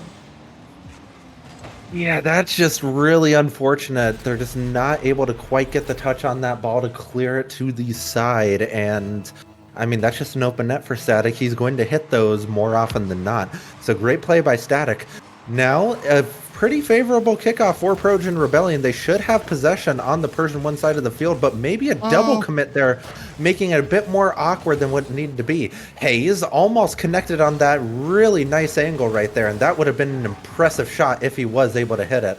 Now, we see Sam hitting that forward, and Heavenly's going to kind of give up that ball, allowing Drake to get a touchdown field. But Drake does the same thing, maybe giving it away, allowing Turtles to get some pressure, and Hayes is going to need to swoop in for the save. Great save by Hayes. Drake trying to take it down the field, and he's kind of going for a slow play here. Ends up getting the reset off of the air dribble, but that's going to be off, and Static's going to be able to play that forward. Good pressure there, but they're unable to capitalize on it. Sam opting to get that demo, and that's going to give them some room to breathe as they try to clear it out from their half. Static is going to try to play this to the middle, but no one is home. Turtles kind of double committing with him on the offensive side of the field. Turtles trying for a mechanical air dribble right there, but is unable to capitalize on it. Heavenly almost gets that on, but is unable to capitalize on that shot. Drake, well-placed shot, but Turtles is going to be able to clear that to the side. Static unable to get out for that, but Heavenly is going to play it to the side. We're seeing a lot of pressure from Purrsion 1 in this in the last minute and a half or so, and they're really trying to fight their way back into this game. And it's got to be such a tough position to be down by 4 because Protogen Rebellion realizes they don't need any more goals. All they have to do is stall this long enough that Purrsion 1 can't get 4 goals in the allowed time that remains.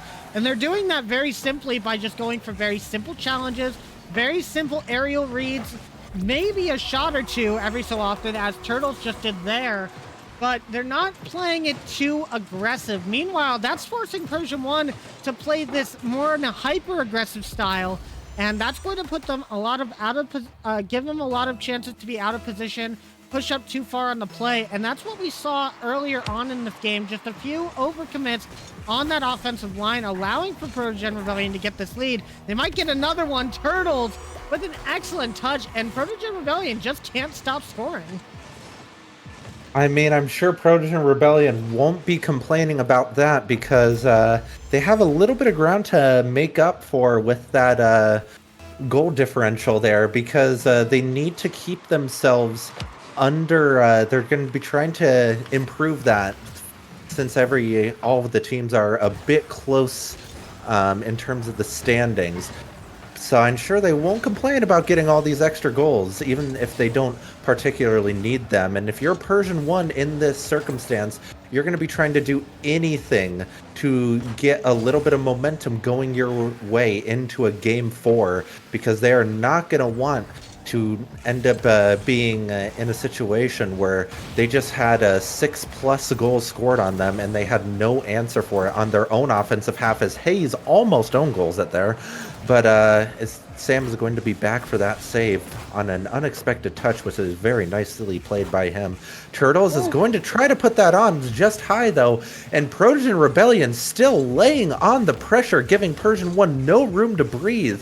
They're like a snake right now, just squeezing the life out of Purrsion 1, which is something we haven't really seen from Protogen Rebellion since their match against Gentle Paws, where they were just taking shot after shot, and they're doing so well right now, and it's good to see them playing back on their game if you're a Protogen Rebellion fan. Now, Purrsion 1 is going to need to get a goal quick if they want to build any momentum going into the fight, or into the fourth game in this series. And honestly, Protogen Rebellion looking a lot like we saw early stages of Purrsion 1 being against teams. Very in your face, very aggressive, very not, very controlled. They've been doing a really good job of taking that playstyle that Purrsion 1 is known for and playing it against them. And as for Purrsion 1, they're just not really getting any opportunities on net. They've just been shut down this entire game. And that is not going to be the best for your confidence moving on to this Game 4. But we've seen Purrsion 1 in this position so many times before, and I'm sure they're going to be able to bounce back. We may have another Game 5 on our hands, which would be incredible to see. I mean, what would that put us at? 5 Game 5s and for the weekend? That would be insane, Fade, and I absolutely would love to see that happen.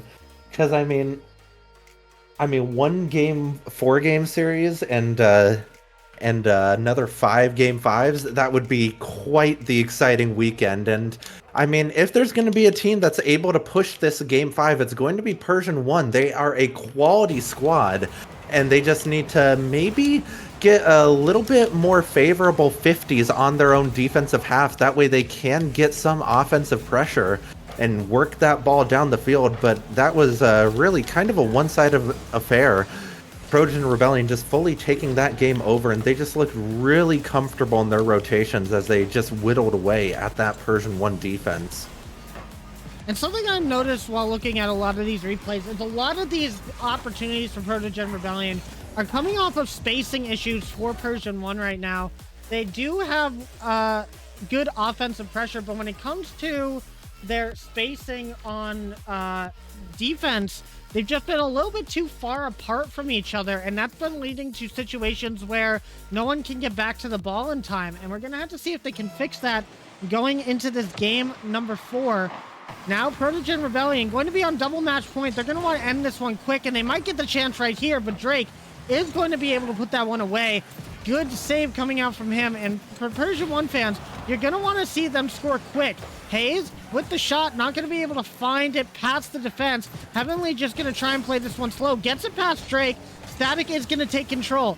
Past another. Sam is out of the play. Turtles can't get it past Hayes, though, and Purrsion 1 able to start this counterattack. Yeah, but you see, Protogen Rebellion's defense is looking really solid right now, other than maybe a little bit awkward. Almost give them a little bit of a caster curse right there as they tripped over each other for a split second, but they recovered really well, and now they're back on the offensive side of the field. We see Purrsion 1 is trying to get a little bit more pressure. They're spaced out a bit more appropriately this game, and it's already looking a lot better than that Game 3 performance by them. Hopefully they've been able to work out some of those rotational awkward areas that we saw in the previous game. Close shot there by Protogen Rebellion, but they are unable to find the back of the net as we see a good fake come out, and Heavenly is going to put that one home, putting Protogen Rebellion up by 1. That is such a smart fake from Static. Hayes expecting the shot to come straight out, and Static just taps on the brakes a little bit. What no one was expecting was that Heavenly was right behind, looking to get the shot of their own, and that is actually quite a tough angle to get as well. Now, Protogen Rebellion up by 1. They're going to try and keep this lead going, but Purrsion 1, your game plan needs to be to get this lead back to nothing as soon as possible, tie this game up, and start from 0 again, and that is not going to be how you do it. Heavenly getting the perfect touch off of this back wall, and Drake just too far in front of the net to be able to get an angle to put that away.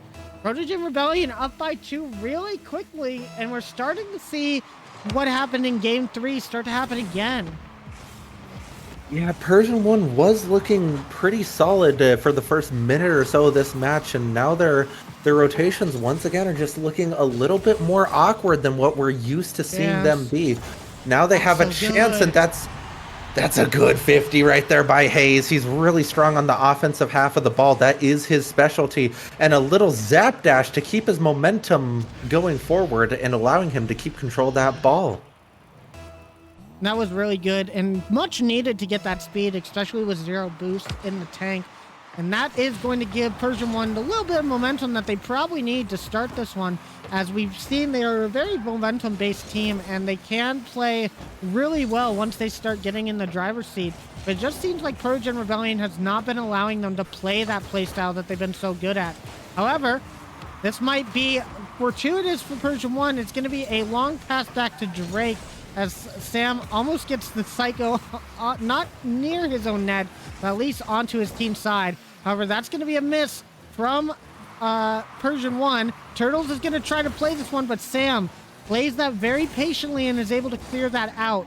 Static keeps this up high, about half the game gone, and Purrsion 1 still need 1. Heavenly beaten by Drake. Turtles is going to be the first one to that, and Hayes is going to have to pass back to Sam. That pass back being very effective, letting Sam take that out to the side. Heavenly not going to be able to get a touch on that. Hayes is going to be beat by Static. Static to the pass for Turtles, and Drake is going to be there to shut it down.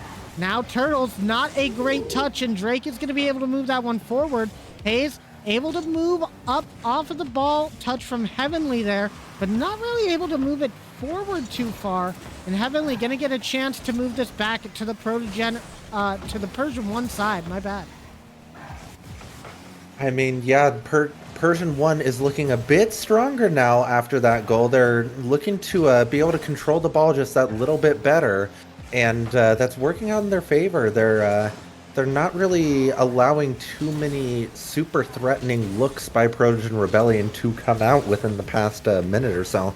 So very well played by Purrsion 1. They just need to keep this up to climb their way back into this game. Good catch by Drake. He's taking the time they're giving him. And now Turtles tries to get a touch, unable to, and Heavenly's awkward. A great shot by Sam to sneak that by the Protogen Rebellion side, and we're all tied up again. And Heavenly absolutely believed that Turtles was going to get that touch. Sam plays that so well, bouncing the shot, putting it right above Heavenly, and Static can't get back to it on time. Now we're all tied, and this could go either way. Now we got to see, we're probably getting close to golden goal territory for either of these teams in game number 4, even more so for Protogen as they are on match point. We're going to have to see if Protogen can take that, or if we're going to go to a game 5, a demo from Drake on Heavenly, but unfortunately no one from the Purrsion 1 squad able to move forward on this. Now Sam with control in the side. He does have a lot of boost, but can't really find a good angle on that ball.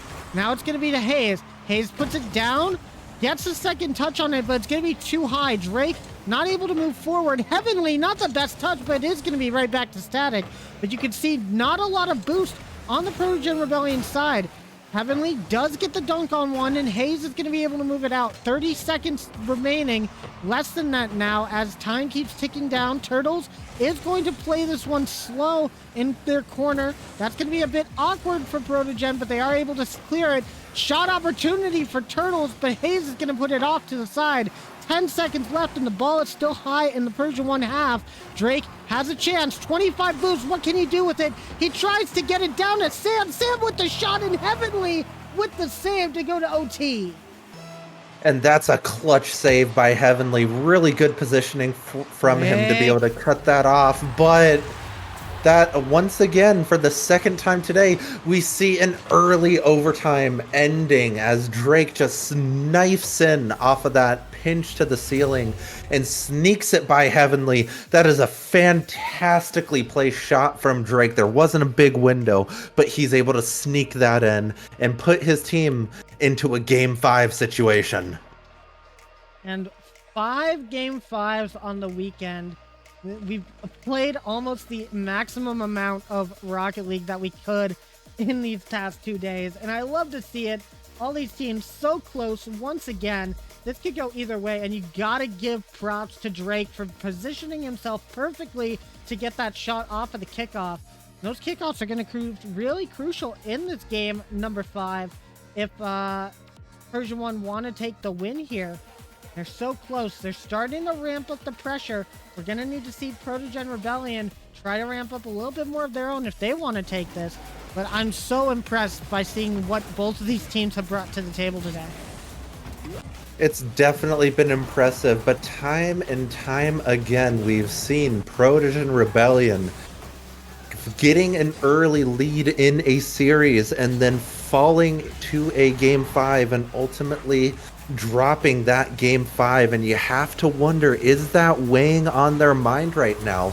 Is their confidence where it needs to be to finish this one off? Because if their confidence isn't there, Purrsion 1 is a team that will make short work of this Game 5. And I want to see Protogen Rebellion keep their heads up and really come together as a team to put away this series, because they've dropped them, I think, 2 or 3 times this season already, and we don't want to see them do it again. That would be really unfortunate for that team, and they would really need to be looking at how they're playing differently.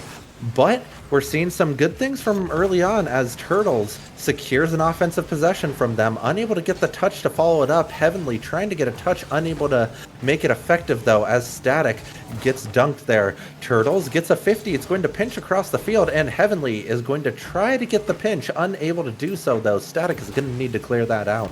Turtles trying to get it middle, but is unable to do so. And now there's a little bit of an open net opportunity, but Heavenly is going to get back quick enough to keep his team from going down early. And, I mean, both teams are looking really solid so far.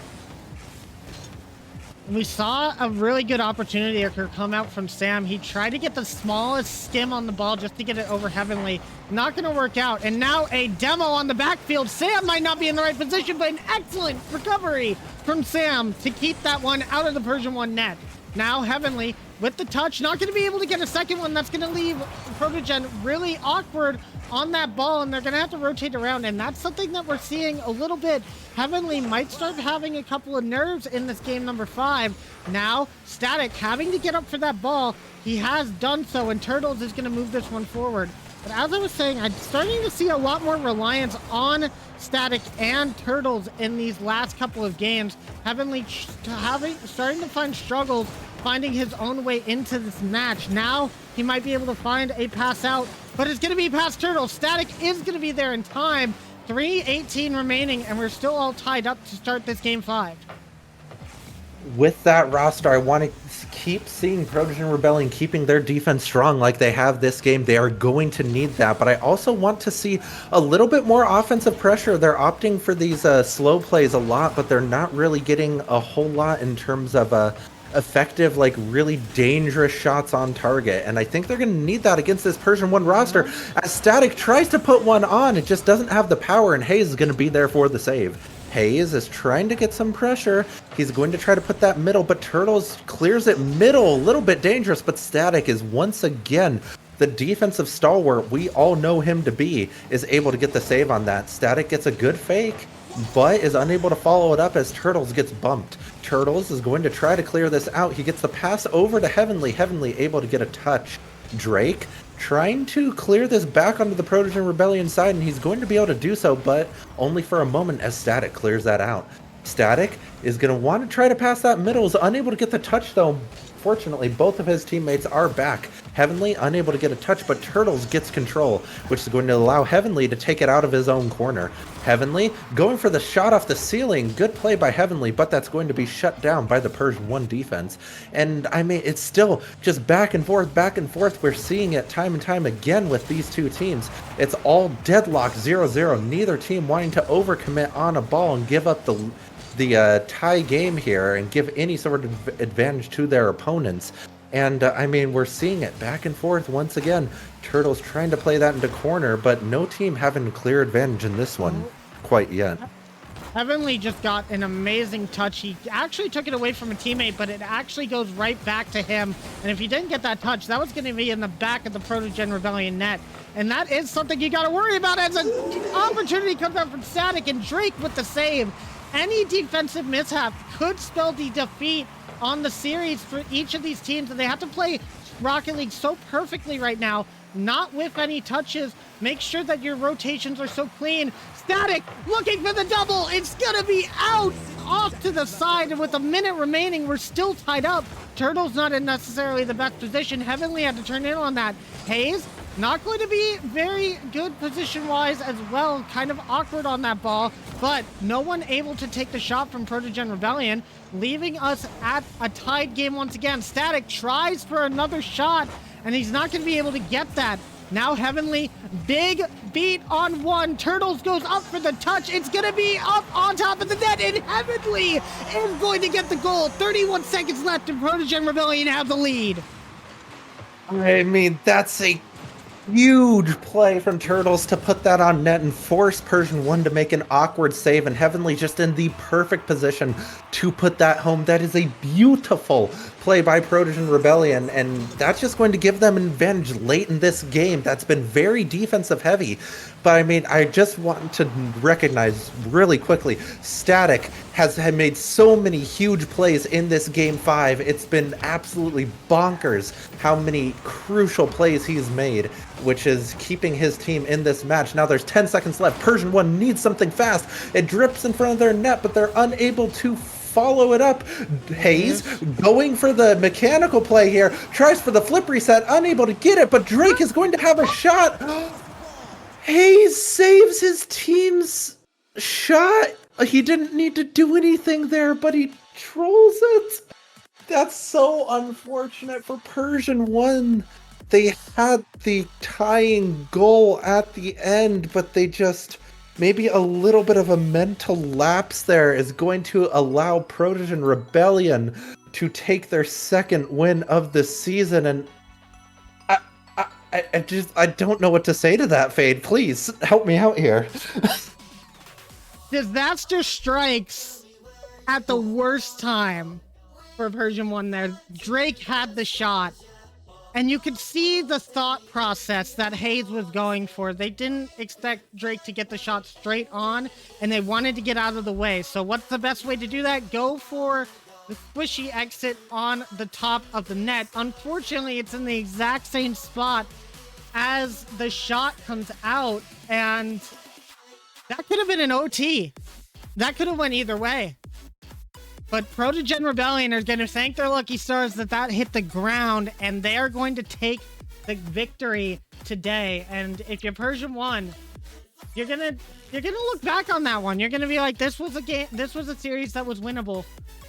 And unfortunately, it didn't go your way, but you played an excellent game against a very strong team. Getting to Game 5 is no easy feat against any team in this league, and you gotta take it and just shake your head, say go next, and when next week comes, they're going to be playing a little bit angry, but that's probably going to help them take a victory. So whoever's playing them next week, beware, because they are going to be looking for blood. And my goodness, what a Game 5. That was so back and forth. Like, congratulations to both teams. That was an excellent game. But I don't really, I really can't say too much more. We've had so many fantastic series this week, and I mean, we have our work cut out for us in terms of these series of the week, because we've had so many players stepping up, making huge plays, making such good team plays, and it's been a wild weekend, Fade. But I mean, the tragic ending to that last game, but that is not to say that that win was not earned by Protogen Rebellion. Static made so many huge plays in that series all the way up until the very end, and then the Turtles' heavenly combination to finish it off is just huge right there. So, I mean, well played to Protogen Rebellion to cap off that series, finally finding their late series win that they've been longing for all season long up to this point.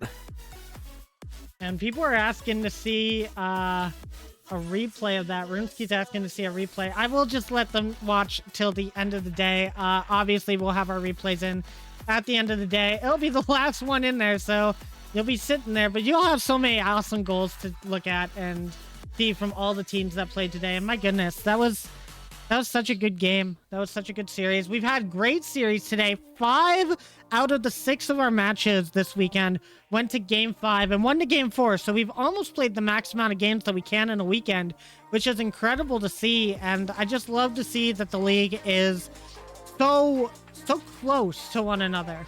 But with that being said, with our final match done, we do have our leaderboard updated for the weekend. And even though P1 lost, that doesn't really move them anywhere, as they still remain in third. So shove the loss off, you guys. You guys are still in the same spots, and you're still high up there. So you got to be happy with that for sure. Taking it to a Game 5 keeps them above LumiMawcity even. So let's look at the leaderboard. X3 Tactics in first, Black Bunny in second, Purrsion 1 in third, and LumiMawcity in fourth right now. BDS gonna be 5th, Awaptic 6th, Cloud9 7th, and FoxClan gonna be rounding out the top 8 with Dignapause, Gentle Pause, Protogen, and Twisted Tails rounding out the bottom 4. And honestly, that leaderboard looking really close for a lot of these teams. There's 1, 2, 3, 4, 5 teams that are 4 and 3 right now. So as each of these weeks go on, all of these teams from 3rd place to 7th are going to be fighting for those 2 spots in 3rd and 4th, where you get that bye into week 1 of the mid-season tournament. And that is going to be a really big one to try and avoid some of the harder teams that would be along the bracket as well. And the good thing is we actually have some really good matchups for next week too, Fire. But what do you think about the league standings so far? I mean, the league standings are kind of exactly what we were hoping for when we were getting the draft planned out and doing all of that sort of stuff. And we see everyone from 3rd to 9th all within 1 game of each other, which is exactly what we wanted. And to reinforce how close all these teams, just look at this week. We had, out of the bottom 4 teams, we had 3 of them taking it to a minimum of a Game 5 against higher ranked opponents. Gentle Pause going to 5 against Black Bunny. We see Dignapause taking a win against the number 1 seed X3 Tactics, and Protogen taking a win against Purrsion 1. Those are 3 of the lower ranked teams against the top 3 teams in the league right now, all of them being extremely close. So, I mean, anybody can beat anybody else in this league on any given week, and it's just a matter of who shows up. It's great to see everyone playing so well, and I'm so excited to see what else this league has to offer in the following weeks. And we still have 5 more weeks before the mid-season tournament where we can actually get some more matches. So actually 4 weeks, my bad, but we have 4 more weeks of league play and then mid-season.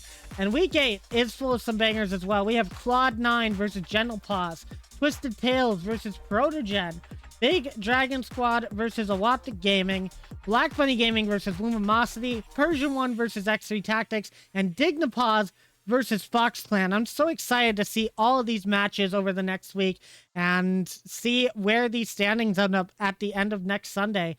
But guys, that's going to be it for us today. Thank you all for watching day 2 of week 7 of RFDL. Make sure to tune in on Wednesday for the podcast as usual. And of course, tune in next Saturday and Sunday at our normal time of 3 p.m. EST to start off week number 8 We only have a few more weeks leading up into mid-season, so every match is going to count from here on out, even more so than they were at the beginning of the season. You're not going to want to miss it. From me and Fire, have a good night, guys, and we'll see you later. Bye, everyone. Deuces.